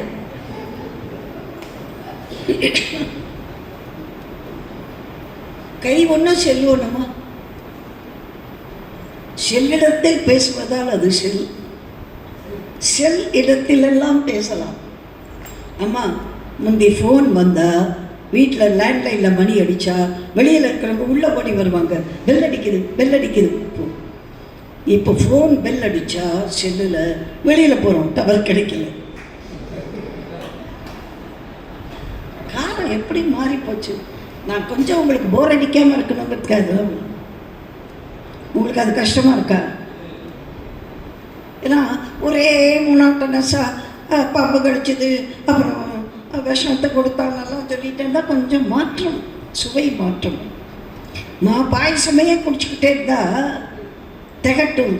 அதுக்கு என்ன பண்ணுங்க, நடுவில் ஒரு அப்பளம் இல்லாட்ட ஒரு சின்ன ஊறுகாய் துண்டு அப்படி வச்சுட்டு அதுக்கப்புறம் குடித்தா நல்லாயிருக்கும். அது மாதிரி புரியுதா? எந்தம்மா இந்தம்மா பெரிய புராணம் சொல்லும்போது நடுவில் செல்லை பற்றியும் அதை பற்றி பேசுகிறாங்க அப்படின்னு நினைக்கக்கூடாது. எதுக்காக சொல்ல வரேன், நான் தேவாரத்தை மட்டுமே சொல்லிட்டு போனால் இந்த அம்மா கிளாஸ் எடுக்குதையா, இது பேச்சு பிரசங்கம் மாதிரி தெரியல, கிளாஸ் எடுக்கிற மாதிரி இருக்குது அப்படின்னு போயிடுவாங்க. என்னக்கண்ணா உனக்கெல்லாம் புரியணும்னா அதுக்கு தான். சரி, அந்த காலத்தில் பார்க்க முடியாது, முகம் யாருன்னு தெரியாது. யாரோ ஒரு சிவனடியார் வந்திருக்கார், வாசலில் ஓடி வந்தார், பாதத்தை அபிஷேகம் பண்ணி அந்த தீர்த்தத்தை புரோக்ஷணம் செய்து கொண்டார், தெளித்து கொண்டார். சுவாமி சிவா சிவா வாங்க எங்கள் திருமணிக்கு எழுந்தருளி நீர் இருக்கட்டும். உள்ளேயே போல அப்பருக்கு கியூரியாசிட்டி, அதையும் ஆவல். ஆமாம், நீங்கள் வச்ச தண்ணீர் பந்தல், ஆமாம், அதுக்கு உங்கள் பேர் எழுதாம வேறொரு பேர் ஏன் எழுதினீர்கள்? சேக்கிடார் இதே வார்த்தையை சொல்றார். அரணடியார்க்கு நீர் வைத்த ஈரில் தண்ணீர் பந்தலுக்கு நும் பேர் எழுதாதே, வேறொரு பேர் முன் எழுத வேண்டிய காரணம் ஏன்? உங்க பேர் எழுதாம இதுக்கு வேறொரு பேர் எழுதினீங்கன்னார். என் பேருன்னு சொல்லல, கவனிங்க. என் பேரு நான் அப்படின்னா துமரு. அப்புறம் என்ன சொல்ற, வேறொரு பேர். சாமி அப்ப சாமி பேரா வேறொரு பேர்?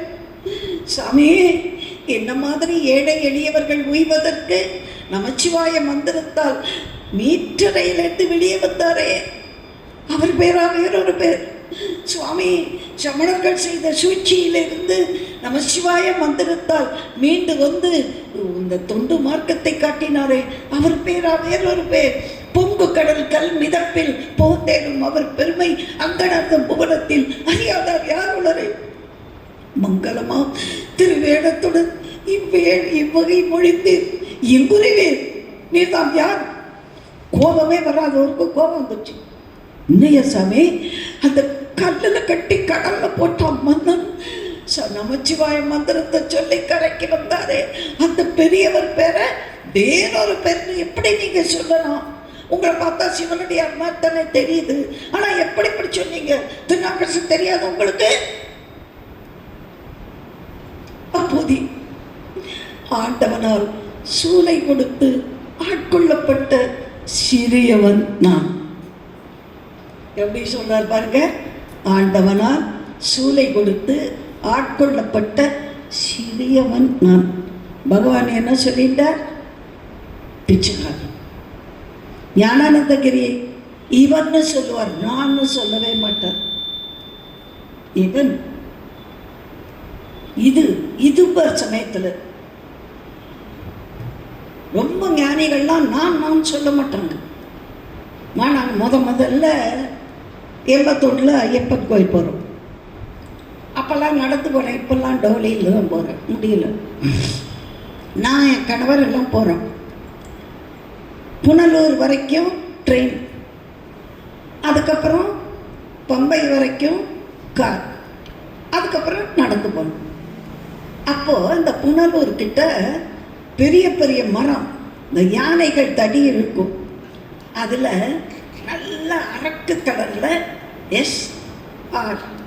SRன்னு நிறைய மரத்தில் எழுதி இருந்தது. நான் என்ன பண்ணேன், எங்கள் வீட்டுக்கார்ட்ட, மாமா எனக்கு ஒரு தாய் மாமா இந்த பார்த்தீங்களா அப்படின்னு. என்னன்னா அவ்வளவு மரத்துலேயும் SR சரஸ்வதி ராமநாதன். ஒரே பெருமை எனக்கு. அப்போ என்னங்க, இன்னும் 40 வருஷத்துக்கு முன்னாடி இதை விட சின்ன வயசு தானே, 40 வயசு. அப்போ நான் என்ன பண்ணேன், பார்த்தீங்களா SR. அப்போ சொன்னார், சும்மா கிடையாது, அதெல்லாம் சதர்ன் ரயில்வே கோச் ஃபேக்ட்ரிக்கு போகுது, அதுதான் SRன்னு போட்டிருக்கான், வேறு ஒன்றும் இல்லைன்னு. அப்போ எனக்கு தெரியும் அது என்னோடது இல்லை. ஆனால் நம்ம பேரை பார்த்தோன்னே ஏதாப்புல சரஸ்வதின்னு ஒரு லாரி வந்தால் கூட அப்படிதானே தோணும். நம்ம பேரை ஆகுறீங்க, முதல்ல என்ன பண்ணுறீங்க, ராமஜெயம்னா எழுதுறீங்க, டிங் டிங் டிங் உங்கள் பேர் தான் எழுதுவீங்க. நமக்கு நாம் என்ற முனைப்பு இருக்கத்தான் இருக்கும். பேனா வாங்கினோம்னா யாராவது ஸ்ரீராமஜெயம்னா எழுதுறீங்க, உங்கள் பேர் தான் எழுதுவீங்க. அப்போ அப்பர் சுவாமி என்ன சொல்லியிருக்கலாம், அப்போதையே சொல்லலையே, ஆண்டவனால் சூளை கொடுத்த ஆட்கள் சுவாமி ஐயோ உங்ககிட்டயா நான் கோச்சுட்டேன், தப்பு காலில் விழுறார். அப்போதே உன்ன மாதிரி ஒருத்தன் ஊர் பணத்தில் காலேஜ் கட்டி அவப்பம் பேர வைப்பான் ஒவ்வொருத்தன், அரசியல்வாதி. ஊர் பணத்தில் தர்மம் பண்ணிவிட்டு இவன் பண்ணின மாதிரி ஃபோட்டோக்கு போஸ்ட் கொடுப்பான்.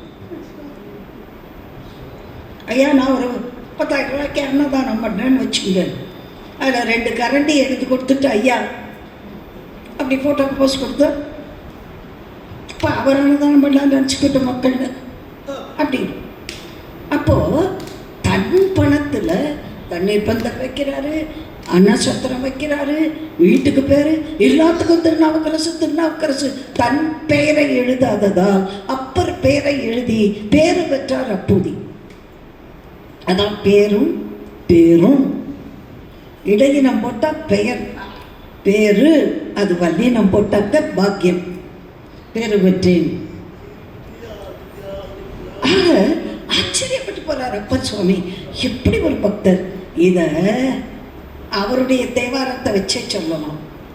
முன்னம் அவனுடைய நாமம் கேட்டாள், மூர்த்தி அவன் இருக்கும் வண்ணம் கேட்டாள், பின்னை அவனுடைய ஆரோர் கேட்டாள், பெயர்த்தும் அவனுக்கே பிச்சியானாள். ஒரு காதலி பாவம் ஜீவாத்மா திருவாரூர் ஆண்டவன் பேரை கேட்டாளாம், அப்புறம் அவருடைய நிறத்தை கேட்டாளாம், அப்புறம் வடிவத்தை பார்த்தாளாம், அப்படியே பைத்தியமாயிட்டாள். இது அகத்துறைனா காதல் பாட்டு. காதல்னா ஜீவாத்மா பரமாத்மா மேலே கொள்ளுகிற பேரின்ப காதல். சாதாரண ஒரு மனுஷனும் மனுஷியும் கொள்கிற காதல். முன்னம் அவனுடைய நாமம் கேட்டாள். அப்பர் சுவாமி திருநாவுக்கரசர் மருநீக்கியார்னு பேர், தர்மசேனராக இருந்தார், சமணத்துக்கு போயிருந்தார். திலகவதியார் பிரார்த்தனை பண்ணினா சைவத்துக்கு வந்தார். இது வரலாறு, இதை கேள்விப்பட்டார். நான் இப்போ ஒரு சின்ன ஒரு இடைச்சல்கள் சொல்கிறேன். அப்பர் சுவாமி சைவத்துக்கு வந்ததுக்கப்புறம் திலகவதியார் என்ன ஆனா செக்கடார் சொல்லவே இல்லை. ஏன்? அந்த அம்மாவுக்கு தனி புராணமும் பாடலை. ஏன்? தனக்குன்னு தனி வாழ்க்கையே வாழாத பெண்ணுக்கு தனி புராணம் எதற்கு பாடலை விட்டுருக்கு.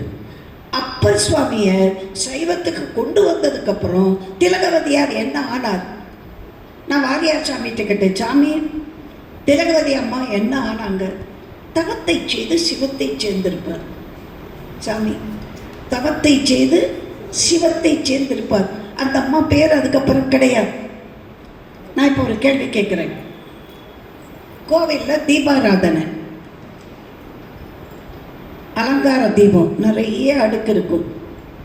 7 கற்பூரத்தட்டு, 5 கற்பூரத்தட்டு, ஒத்த கற்பூரத்தட்டு, ஒத்த நெய் தீபம், நாக தீபம், கலச தீபம் எல்லாம் கோயில். இது அத்தனையும் பக்கத்தில் சுயம்பாகி ஏற்றி கொடுப்பார். அவர் இப்படி கையில் ஒரு இரும்பு விளக்கு வச்சிருப்பார்.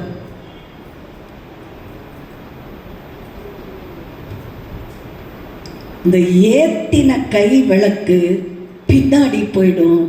அலங்கார தீபாராதனை தட்டு தான் சுவாமிக்கு முன்னாடி வரும். அப்பர் சுவாமி என்ற திருநாவுக்கரசரை தீபாராதனை தட்டாக சமயத்துக்கு காட்டிவிட்டு கை விளக்கு பின்னணியிலே மறைந்து விட்டது. அதுதான் தூண்டு தவ விளக்குன்னார் செக்கிழர். தூண்டு தவ விளக்கு. தவத்தால் திருவதிகை வீரட்டாளத்து இறைவன் கருணையை தூண்டியவர் அந்த திலகவதியார். அந்த அம்மாவுக்கு இதுக்கு அப்புறம் தெரியவே தெரியாது என்ன ஆனான்னு. ஆனால் இந்த திருநாவுக்கரசர் புகழ் உலகெல்லாம் பரவ அப்பூதி அடிகள் அவரை பாத பூஜை பண்ணி தன்னுடைய குடும்பத்தெல்லாம் கூப்பிட்டு, சாமி இவன் தான் மூத்த திருநாவுக்கரசு, சாமி அவன் 2வது திருநாவுக்கரசு. என்ன அப்பூதி? ஆமாம் சாமி, நீங்கள் தான் சாமி எனக்கு குலச்சாமி, நீங்கள் தான் சாமி எனக்கு தெய்வம், நீங்கள் தான் சாமி எனக்கு குரு. என்னை பார்க்காமலே பார்க்கணுங்கிறதுக்கு என்ன தேவை சாமி? உங்கள் நாமத்தை கேட்டாலே போதும் சாமி, பேர் கேட்டாலே போதும். எல்லாரும் பகவானை பார்த்துருக்காங்களா? ரொம்ப பேர் பார்க்கல. ஆனால் யோகிராம்ங்கிற பேர் கேட்டிருக்காங்க, போதுமே. நான் பகவானை பார்க்கணுமா? பார்த்துருக்கோமா? நான் ராமநாமத்தை சொல்கிறேன், ராமனையே பார்த்தேன், பார்க்கலையே. எனக்கு அது மாதிரி உங்கள் நாமத்தை கேட்ட உடனேயே அப்போதையே உன்னை நான் எப்படி சொல்கிறதுன்னே எனக்கு தெரியலையே, என் மேலே உனக்கு இவ்வளோ ஒரு பெரிய பக்தியா? நான் சிறியவர். யார்? அப்பர் சுவாமி. அவர் சிறியவர்னா ராமலையார். இப்போ பாருங்க, இவர் கெஞ்சுறார், சாமி இன்னைக்கு ஒரு நாள் என் கூட இருந்து உங்களுக்கு நான் பாத பூஜை பண்ணி மகேஸ்வர பூஜை பண்ணணும். பிச்சைக்காரனுக்கு சோறு போட்டால் தர்மம், சொந்தக்காரனுக்கு போட்டால் விருந்து. ஆனால் அடியார்களுக்கு போட்டால் அது விருந்து இல்லை, மகேஸ்வர பூஜை. அவர்களை சிவனாவே நினச்சி பூஜை பண்ணும். மகேஸ்வரன்னா யார்? சிவபெருமான்.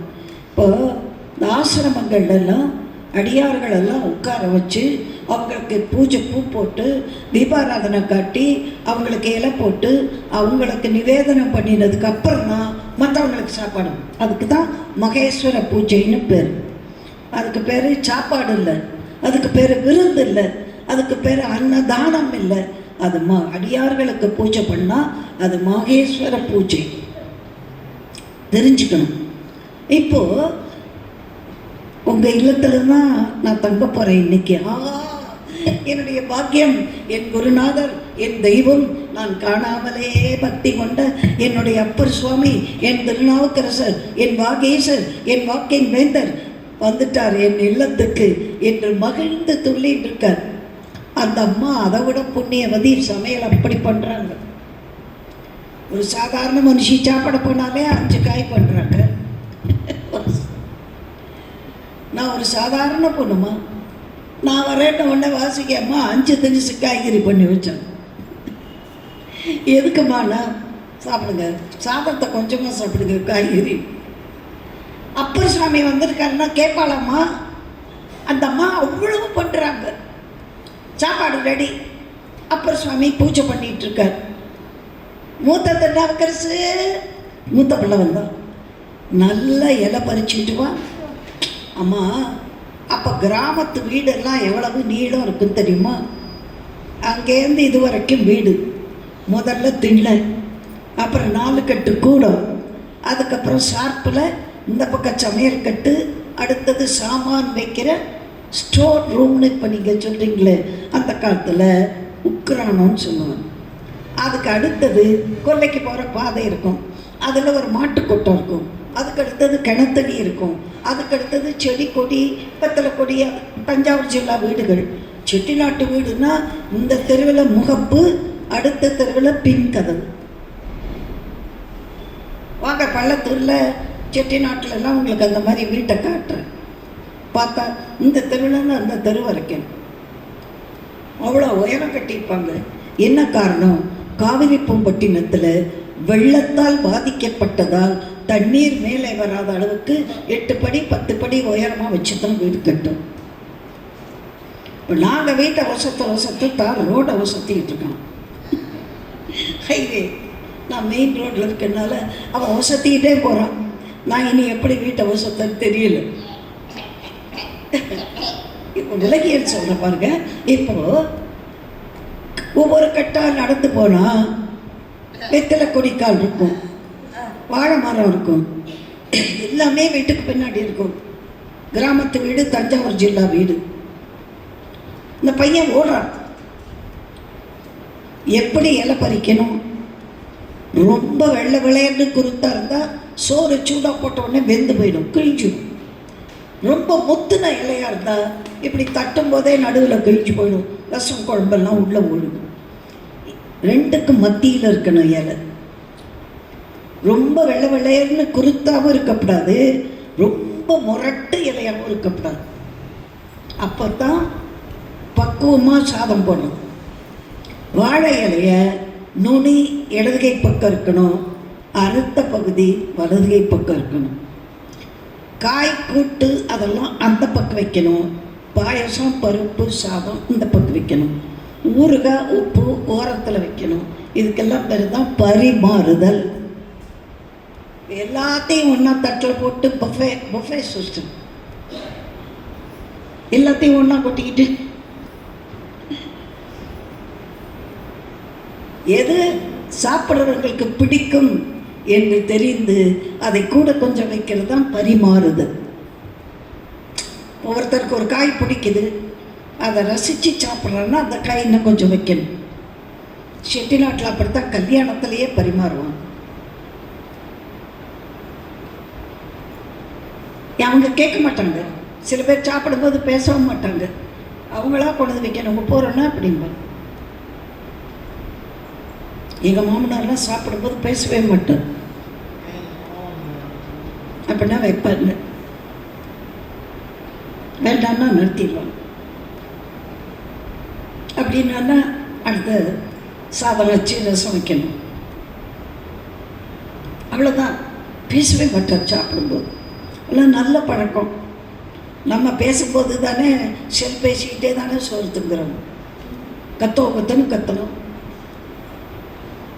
சாப்பிடும்போது மணி அடிக்கும், அது அப்புறமா பேச அதெல்லாம் தான் நம்பர் வருது இல்லை. உடனே எடுத்து கத்துறது அல்ல எந்திரிக்கிறது. பாதியில் சாப்பிடும்போது எந்திரிச்சு போயிட்டு திரும்ப வந்து சாப்பிடக்கூடாது, சாஸ்திரம். இப்போ யார் கேட்குறா? யாரும் நான் சொல்லி கேட்க போகிறதில்ல. அது செல்லுலார் உலகம், அது தனி செல் உள்ளார் உலகம். சரி பாருங்க, அந்த பையன் அப்படியே போயிட்டு இந்த இலையை பார்க்குறான். இது நல்ல இலை, ரொம்ப குருத்தாகவும் இல்லை, ரொம்ப முத்தலாகவும் இல்லை. அப்பர் சுவாமிக்கு இலை பறிக்கிற பாக்கியத்தை எங்கள் அப்பா எனக்கு கொடுத்தார். எவ்வளவு நல்ல பிள்ளை பார்த்தீங்களா? நல்ல தாய் தந்தை ஏவ நான் இது செய்ய பெற்றேன். நம்ம வீட்டு பிள்ளைய கூப்பிட்டு இன்னைக்கு சாமி வந்திருக்காரா, குருஜி வந்திருக்காரா, சாப்பாடு போடணுண்டா, இலை பறிச்சு. ஆமாம், ஊரில் இருக்கிற சாமியாரெலாம் கூப்பிட்டு சோறு போடுவா, இதுக்கு இலை வரைக்கும் நான் வரணும் அப்படிமா இந்த காலத்து பிள்ளைங்க. அந்த குழந்தை என்ன சொல்லுது, அப்பா அம்மா நல்லவங்க, அதனால் அப்பர் சுவாமி விருந்தா கிடைச்சிருக்காரு, அவருக்கு இலை பறிக்கிற புண்ணியம் எனக்கு கிடைச்சிருக்கு.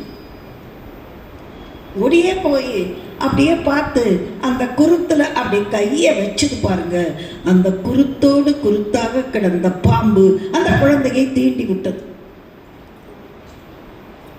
அது அப்படி பிடிச்சால, அதுக்குள்ள சுருண்டு கிடந்தது.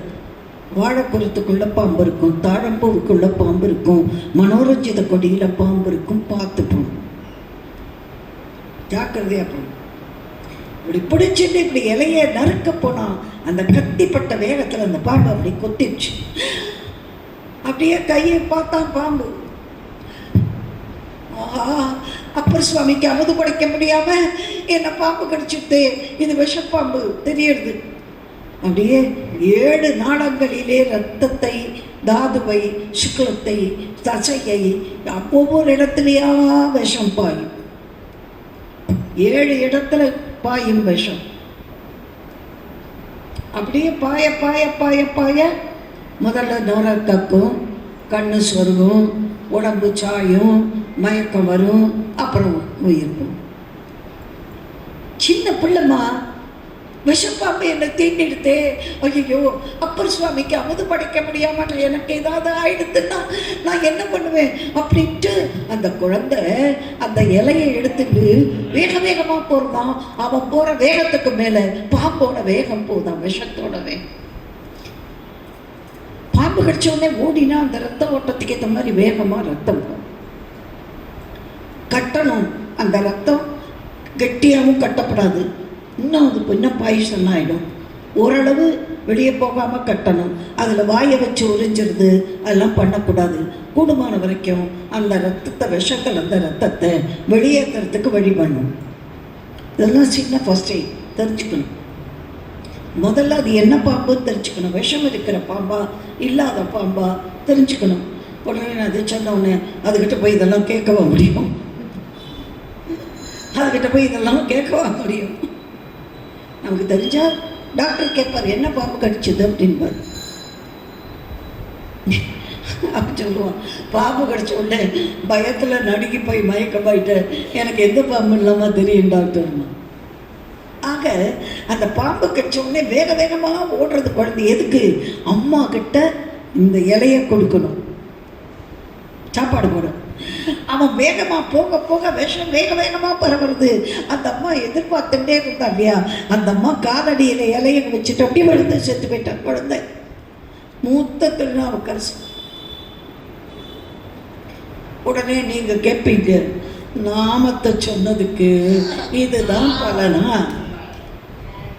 நாமத்தை சொன்னதால் விதியையும் வென்றார் அவர். அதுதான் பகவான் அதுதானே சொன்னார், நாமத்தை சொல் விதியை வெல்லலாம். இப்போ என்னாச்சு, இலையை வச்சுட்டு புள்ள விழுந்து செத்து போயிடுது. அந்த அம்மா புண்ணியவதி, மூத்த திருநாவுக்கரசு, மூத்த புள்ள பாம்பு கடிச்சு செத்து போயிருக்கான். என்ன பண்ணுவா? புருஷனுக்கு புதிய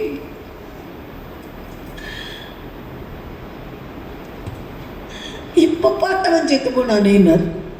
அப்பர் சுவாமிக்கு அமுது படைக்க முடியாமல் இப்படி ஆயிட்டுதேன்னாரு. அவருக்கு புள்ள போயிட்டானேன்னு கூட அழலை. அப்பர் சுவாமி உலகத்திலேயும் கிடைக்காத விருந்து எனக்கு கிடைச்சாரு, அவருக்கு அமுது படைக்க முடியாமல் இப்போ இறந்து போய் கிடக்கானே. அப்போ விட்டு சொன்னார், நான் ஒன்று சொல்ல கேட்குறியா? சொல்லுங்க. அப்பர் சுவாமி சாப்பிட்டு போகிற வரைக்கும் இந்த விஷயம் தெரியாமல் மறைச்சி வச்சிருவோமா? எவ்வளவு மனசு தைரியம் வேணுமா? மூத்த பையன் இறந்து கிடக்கான். அப்பர் சுவாமி அமுது படைத்து போகிற வரைக்கும் பேசப்படாது, ஒத்துரும். இங்கே வா, ஒரு பாய் எடுத்தார், அதில் அந்த உடம்பை மூடினார். அந்த காலத்துலலாம் டாக்டர்கிட்ட பாம்பு கடிச்சாச்சே செத்து போயிடுச்சுன்னா அவ்வளோதான். பாய் எடுத்து மூடினார், கொல்லையில் வச்சுட்டு கண்ணை துடைச்சிட்டார். இலையை அலம்பினார், வந்தார், எல்லாருக்கும் இலையை போட்டாச்சு. அப்பர் சுவாமிகிட்ட வாங்க சாமி, வாங்க எல்லாரும் தீபாராதனை பாருங்க, திருநீர் இட்டுக்குங்க வாங்க. அப்போதே அம்மா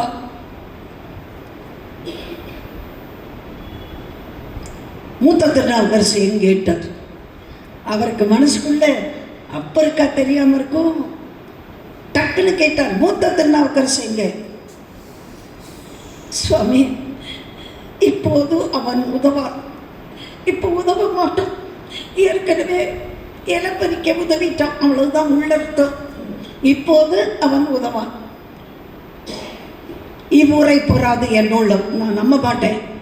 மெய் விரித்து உரையும், நல்லா கவனிங்க, மெய் விரித்து உரையும். மெய்யினா உண்மைன்னு ஒரு அர்த்தம், உண்மையை விரித்து சொல்லுங்கள். இன்னொன்று மெய்யினா உடம்பு, மூடி வச்சிருக்கேன்ல அந்த உடம்பை விரித்து உள்ளதை மெய் விரித்து உரையும். சுவாமி மன்னிச்சிருங்க சாமி, உங்களுக்கு இளப்பறிக்க போனா சுவாமி, முத்தத்தின் பாம்பு நன்று நீர் புரிந்த வண்ணம் யாவரை தன்மை செய்தார். எப்போதே இது என்னது, பாம்பு கடிச்சிருக்கு பிள்ளைய, நீ என்ன சொல்ற? உதவாம இப்படி இலைய கொடுத்து உதவாமல் இந்த மாதிரி செத்து போயிட்டானேங்கிறியே, யாராவது பிள்ளை போனதை பற்றி கவலைப்படுவார்களா? அப்பர் சுவாமிக்கு அமுது படைக்க முடியலன்னு கவலைப்படுவாங்களா? இது என்ன பைத்தியகார்த்தனம்? ரொம்ப நல்லா இருக்கு நீ என் மேல வச்ச பக்தி. உங்களுக்கு அமுது படைக்க செய்தது இடையூறு செய்து திரும்ப திரும்ப என்னோட பக்தியே பெருசு, என்னோட நாமமே பெருசு, எனக்கு பூஜை பண்றதே பெருசுன்னு நினைக்கிறியே தவிர, சாமி உங்களை பார்க்க முன்னாடி எல்லாத்துக்கும் உங்க பேரை வச்சேன், இப்போ உங்களையே பார்த்ததுக்கு அப்புறம் அதையெல்லாம் எனக்கு ரொம்ப துச்சமா போச்சு. அம்மா நாட்டுக்காக உயிரை கொடுக்குறாங்க, மொழிக்காக உயிரை கொடுக்குறாங்க, அரசியல் தலைவனுக்காக உயிரை கொடுக்குறாங்க. அப்ப என்ன அர்த்தம்? இதை விட அவன் பெருசுன்னு நினைக்கிறான். இப்ப எங்க சித்தப்பாலாம் சுதந்திர போராட்ட வீரர், அவ்வளவோ கஷ்டப்பட்டாங்க, பூட்ஸ் காலாலெல்லாம் உதச்சிருக்காங்க அலிப்பூர் ஜெயிலில். வந்தே மாதரம் சொன்ன வாய்க்கு தண்ணியா அப்படின்னு இவர் கண்ணுக்கு நேர சிறுநீர் கழிச்சு குடி, வந்தே மாதரம் சொன்ன வாய்க்கு இதுதான்னு கொடுத்துருக்காங்க. அப்படியெல்லாம் கஷ்டப்பட்டிருக்காங்க தெரியுமா? அவங்களுக்கு தன்னை விட நாடு பெருசு.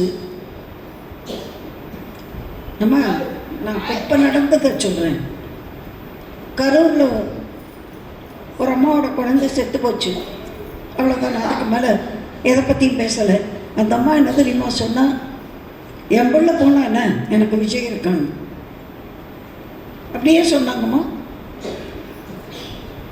நான் அதை பற்றி விமர்சனம் பண்ணலை. பிள்ளை குழந்தை இறந்து போயிருக்குமா, பெண் குழந்தையோ பிள்ளையோ. அந்த அம்மா என்ன சொல்கிறாங்க, என் பிள்ளை போனால் போட்டோம், எனக்கு விஜய் இருக்காங்கிறாங்க. அப்போ என்ன அர்த்தம்? தன் பெத்த பிள்ளையை விட தலைவன் அவன் பெரியவன் நினைக்கிறாங்க. இந்த அற்பத்துக்கே இப்படி நினைச்சா, திருநாவுக்கரசர் மாதிரி தெய்வத்தை நினைச்சவன் என் பிள்ளை போனான்னு எனக்கு திருநாவுக்கரசர் இருக்க. அந்த புரிஞ்சுக்கிறதுக்காக சொல்கிறேன். உதாரணம், நாடு பெருசுன்னு நினச்சி தானே அவ்வளோ பேர் உயிரை கொடுத்தாங்க. மொழி பெருசுன்னு எத்தனை பேர் உயிர் தியாகம் பண்ணாங்க. இப்போ மதம் பெருசுன்னு எத்தனை பேர் உயிரை கொடுக்குறாங்க. அது மாதிரி தான் திருநாவுக்கரசு அவர் மேலே வைத்த பக்தி. முன்னம் அவனுடைய நாமம் கேட்டாள் மூர்த்தி, அவன் இருக்கும் வண்ணம் கேட்டாள். பின்னை அவனுடைய ஆரூர் கேட்டாள், பெயர்த்தும் அவனுக்கே பிச்சியானாள். அன்னையையும் அத்தனையும் அன்றையே நீத்தாள், அகன்றாள் அகலிடத்தாள் ஆச்சாரத்தை.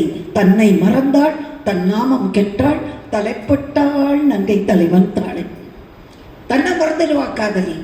அது மாதிரி அப்பர் சுவாமியை நினைச்ச உடனே தான், தன் குடும்பம், தன் தர்மம், தன் பிள்ளை எதையுமே நினைக்கல. அப்பர் தான். இப்ப என்னாச்சு? அப்பர் சுவாமி சொல்றார், மெய் விரித்து உரையும். சுவாமி புறம உடனே அப்போத்தான் அழறாங்க அம்மாவும் அப்பாவும். இவ்வளோ நேரம் அழல. இப்போ அப்பர் சுவாமிகிட்ட அந்த உடம்பை காட்டுறாங்க. பாம்பு கடித்த விஷத்துல மூத்த பையன் இறந்து போயிருக்கான். அவன் செத்து போனது கூட பெருசு இல்லை. அப்பர் சுவாமிக்கு அமுது படைக்க முடியலையேன்னு வருத்தப்படுறியப்பா, கொண்டு அந்த குழந்தைய தோழ போட்டுண்டார். யாராவது பிரேதத்துக்கு வாசப்பட்டு தூக்குவாங்களம்மா? கட்டின பொண்டாட்டி நேற்று வரைக்கும் கழுத்து கட்டி இருந்தவர் குளமா போயிட்டு உன்னை பக்கத்தில் தொட வருவாளா? அப்பான்னு மடியில் படுத்த பிள்ளை பணமா போயிட்டா ரொம்ப ஆசையா வந்து மேலே படுத்துக்குவானா? உயிர் போன உடனே அது கட்டை, அது சவம், பயப்படுவான். கட்டி அணைத்திடும் மாதரும் வீட்டோட சரி. வீடு வரை உறவு, வீதி வரை மனைவி, காடு வரை பிள்ளை, கடைசி வரை யாருமா கூட வருவா? உன் சொத்துக்கு வருவாங்க, உன் வீடு கேட்பாங்க, உன் நகையை கேட்பாங்க, உன் பதவியை கேட்பாங்க, உன் பென்ஷனை கேட்பாங்க. நீ போயிட்டேன்னா உன்னை தொடர்றதுக்கு வருவானா? அப்பர் சுவாமி அந்த பிள்ளையை தோளில் தூக்கி சவத்தை தூக்கி போட்டுட்டு ஆண்டவன் திங்களூர் ஆண்டவன் சந்நிதியை கொண்டு போடுறார். ஒன்று கொல்லாம் அவர் சிந்தை உயர்வரே, ஒன்று கொல்லாம் உயரும் மதிசூடுவார் அப்படின்னு பாட பாட பாட ஒவ்வொரு கட்டில இருந்தும் விஷம் இறங்கிட்டு அந்த பிள்ளை தூக்கத்திலேருந்து எழுந்திருக்கிற மாதிரி எழுந்திருந்தான் பதிகம் பாடின உடனே.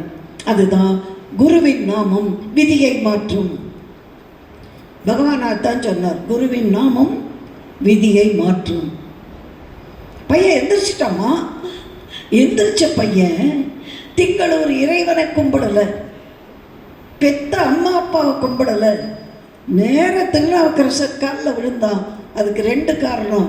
ஒன்று, நம்ம உயிர் விடும்போது என்ன நினைப்பில் இருக்குமோ அதுதான் அடுத்த பிறவியில் தொடரும். அதனால தான் சாகிற போதாவது ஆண்டவன் நாமத்தை சொல்லுனாங்க. இப்போ சாகும்போது என்ன நினச்சான்? திருநாவுக்கரசருக்கு அமுது படைக்க முடியாமல் போச்சேன்னு.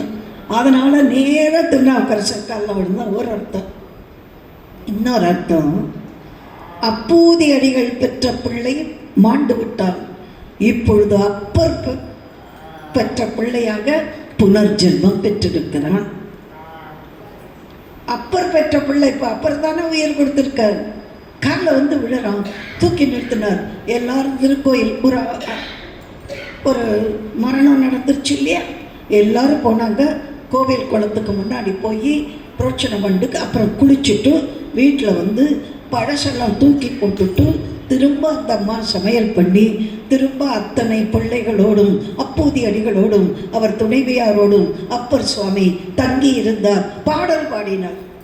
வஞ்சித்தின் வளை கவர்ந்தான் வாரானை ஆகிய நீரும் பஞ்சிக்கால் சிறகன்னம் பறந்தார்க்கும் பழனத்தான் அஞ்சி போய் கலி மெலிய அழல் ஓங்கும் அப்பூதி.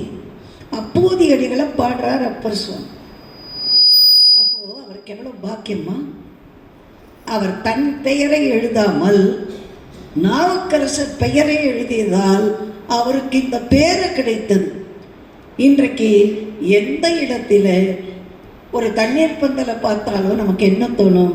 அப்பூதியடிகள் தன் பெயரை எழுதாமல் அப்பர் பெயரை எழுதினார். அதனால் தான் இறந்து போன பிள்ளையை அப்பர் சுவாமி மீட்டு கொடுத்தார், விதியை மாற்றி கொடுத்தார். ஆமா, நடக்குமான்னு கேட்பீங்க. நடக்குமா?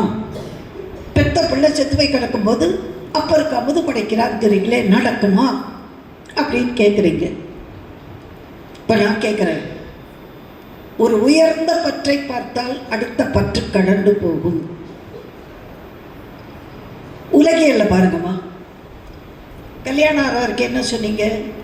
எங்கப்பா எங்க அம்மா, எனக்கு அம்மா தான் தெய்வம் சொல்றீங்க. பொண்டாட்டி வந்துட்டான். பொண்டாட்டி தாயே, பெரிய தாயே, அவ கல்லவள். குழந்தை பிறந்துருது. எனக்கு செல்வம், எனக்கு தெய்வம், என்னால் வந்த ராஜாத்தி என் பொண்ணு தான் அல்லது என் புள்ள தான். கொஞ்சம் நாள் ஆயிடுச்சு. வீடு வாசல் அதெல்லாம் தான் உனக்கு பெருமை. வேலை, பதவி, இதெல்லாம் பெருசு. அப்புறம் கொஞ்ச நாள் கழிச்சு சமுதாயத்தில் எனக்கு இருக்கிற அங்கீகாரம், நான் அப்படி தோளில் துண்டை போட்டு நடந்தால் எஜமான் காலடி மண் எடுத்து நெத்தியில் பொட்டு வைப்போன்னு பாடுவாங்க தெரியுமா? பதவி, அந்த அகம்பாவம். கடைசியில் இந்த ஒரு சொட்டு மூச்சு இருக்கிற வரைக்கும் தானே இதெல்லாம். அது வரைக்கும் நம்ம அடுத்ததை பெருசுன்னு நினைக்கிறோம். அம்மா பணம் கூட சொல்கிறேம்மா, 1 டிஜிட் 2 டிஜிட் சம்பளம் வாங்கும்போது 100 ரூபாய்க்கு மேலே கிடைச்சா பெருசும்பீங்க. 3 டிஜிட் சம்பளம் வாங்கும்போது சே இதெல்லாம் ஒரு சம்பளமா, ஒரு 10,000 ரூபா விடலாமே இருந்தீங்க. திடீர்னு ஒரு 25,000 சே அவன் வேலை ₹1,00,000 வாங்குறான், இது ஒரு சம்பளமாம்பிங்க. திருப்தி என்னைக்காவது வருமா? வராது. இதை விட அடுத்த பற்று ஒசத்தின்னு நினைப்பீங்க. இப்போது ஒரு சின்ன உதாரணம் சொல்கிறேன். திடீர்னு ஒரு ஆற்றுல வெள்ளம் வந்துருச்சு. இப்போ தாமிரபரணியில் வெள்ளம், பெண்ணாற்றில் வெள்ளம்னு சொல்கிறாங்க இல்லையா? வெள்ளம் வந்துருச்சு. கலெக்டர் உத்தரவு, தாழ்வான பகுதியில் இருக்கிறவங்கெல்லாம் இருக்கிற ஏதோ தட்டுமுடி சாமான் எடுத்துக்கிட்டு அவங்க உயிர் காப்பதற்கு எதிர்கரைக்கு போயிடுங்க. அப்போ கோட்டைக்கிட்டெல்லாம் ஒன்றும் கிடையாது, பாலம் கிடையாது, மேம்பாலம் கிடையாது, 2 அடுக்கு பாலம்லாம் கிடையாது, நடந்து நீந்தி போகணும். ஒருத்தன் ஏழை, கொஞ்சம் சாமான், ஏதோ கொஞ்சம் நகை காசு பாத்திரம் பண்ணோம். பொண்டாட்டி ஒரு புள்ள, பொண்டாட்டி இப்படி பிடிச்சிக்கிட்டோம், புள்ளைய இந்த தோளில் போட்டுக்கிட்டோம், இந்த தட்டுமுட்டு சாமான ஒரு பையில் கட்டி இப்படி தொங்க விட்டுக்கிட்டோம். அக்கறைக்கு போடுமே, நல்லா கேளுங்க, நீந்திரம். இப்போ ரொம்ப அலை மோதுது தண்ணி. இப்போ என்ன பண்ணால் இது 3ஐயும் சுமக்க முடியல.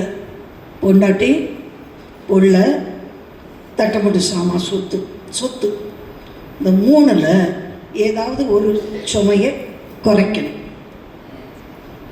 இப்போ என்ன பண்ணுறது? மனசு பொண்டாட்டியா, காசு பணமா, பிள்ளையா?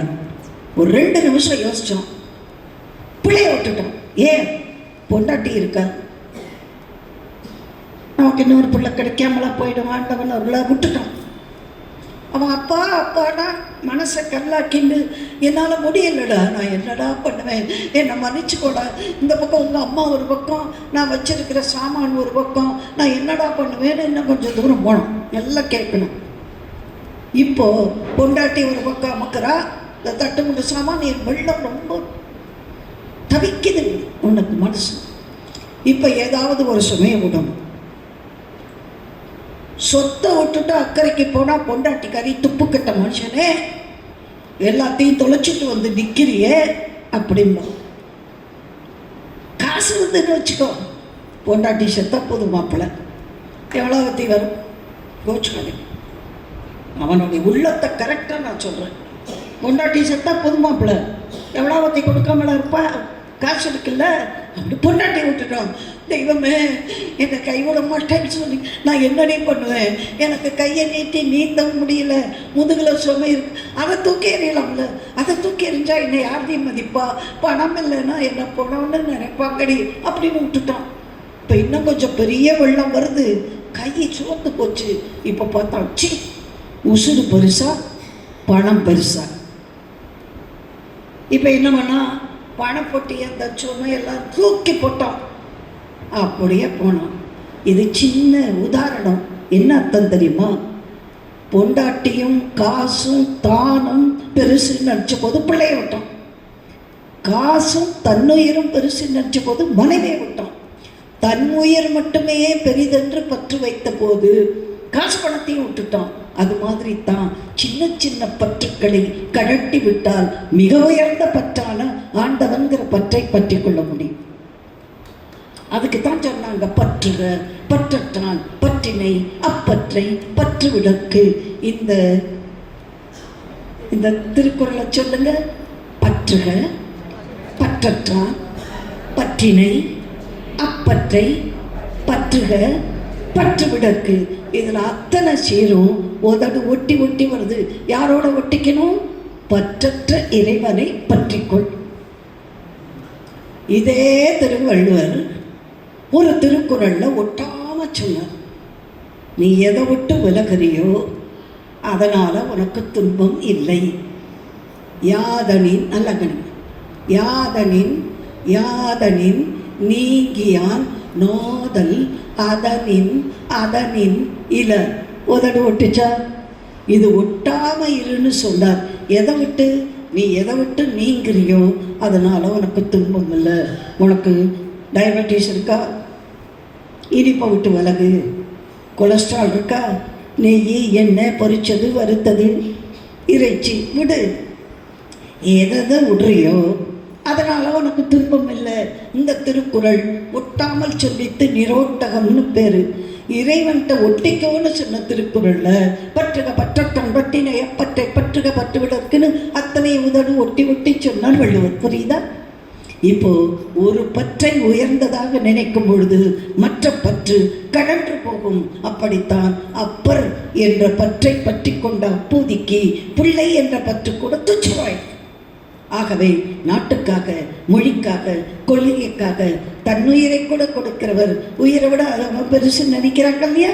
அது மாதிரி அப்பர் சுவாமியை தெய்வமாக மதித்த அப்பூதி அடிகள் அவர் பெயரை மட்டுமே எழுதி பேறு பெற்றார். அவர் செய்த தர்மத்துக்கெல்லாம் அப்பர் பெயரை வைத்தார். அவர் குடும்பத்தில் எல்லாத்துக்கும் அப்பர் பெயரை வைத்தார். நிஜமான அப்பரை பார்த்த உடனே பிள்ளை மீது இருக்கிற பற்று கூட உண்மையிலேயே கழன்று போயிற்று என்பதுதான் சமய தத்துவம். அதுதான் ஆன்மீக தத்துவம். இது சாதாரண மக்களுக்கு புரியறது கஷ்டம். ஆனால் நான் எளிமையாக சொல்கிறேன். பொண்டாட்டியும் உசுரும் பெருசு, சொத்து பெருசுன்னா பிள்ளையும் விட்டுருவான். தன் உசுரும் காசும் தான் பெருசுன்னா பொண்டாட்டியை விட்டுருவான். உசுறு மட்டும்தான் பெருசுன்னா பொருளையும் தூக்கி எரிஞ்சிடுவான். அது மாதிரி தான் என்னை விட, என் பிள்ளையை விட, நான் சேர்த்த சொத்துக்களை விட எனக்கு அப்பர் சுவாமி என்ற குருவே பெரியவர். அந்த உள்ளம் வந்தால் நாம் குருவினுடைய திருவடியை கெட்டியாக பற்றி கொள்வோம். குரு சரணாம் புஜ நிர்பரவக்தா சம்சார அச்சிராத்பவ முக்தா. குருவினுடைய சரணாபுஜத்தை பற்றி கொண்டால் பிறவை கடலையே கடக்க முடியும். ஆகவே பற்றுக்களை கொஞ்சம் கடற்றிக் கொண்டு பற்றற்ற இறைவனை பார்ப்பதற்கு குருவினுடைய திருவடியை பற்றி கொள்வோம் என்பதற்குத்தான் சொல்லரட்சியர் ஒரு நம்பி அப்பூதி அடியார்க்கும் அடியேன் என்று சேக்கிழார் சொன்ன மாதிரி ஆடவரிலே மிகச்சிறந்தவர் அப்பூதி அடிகள். அவர் அப்பறையே தெய்வமாக கருதி அவர் பெயரை வைத்து பெயர் பெற்றார். சிவா. திருச்சிற்றம்பலம். யோகிராம் சரத்குமார். ஜெயகுருராய்.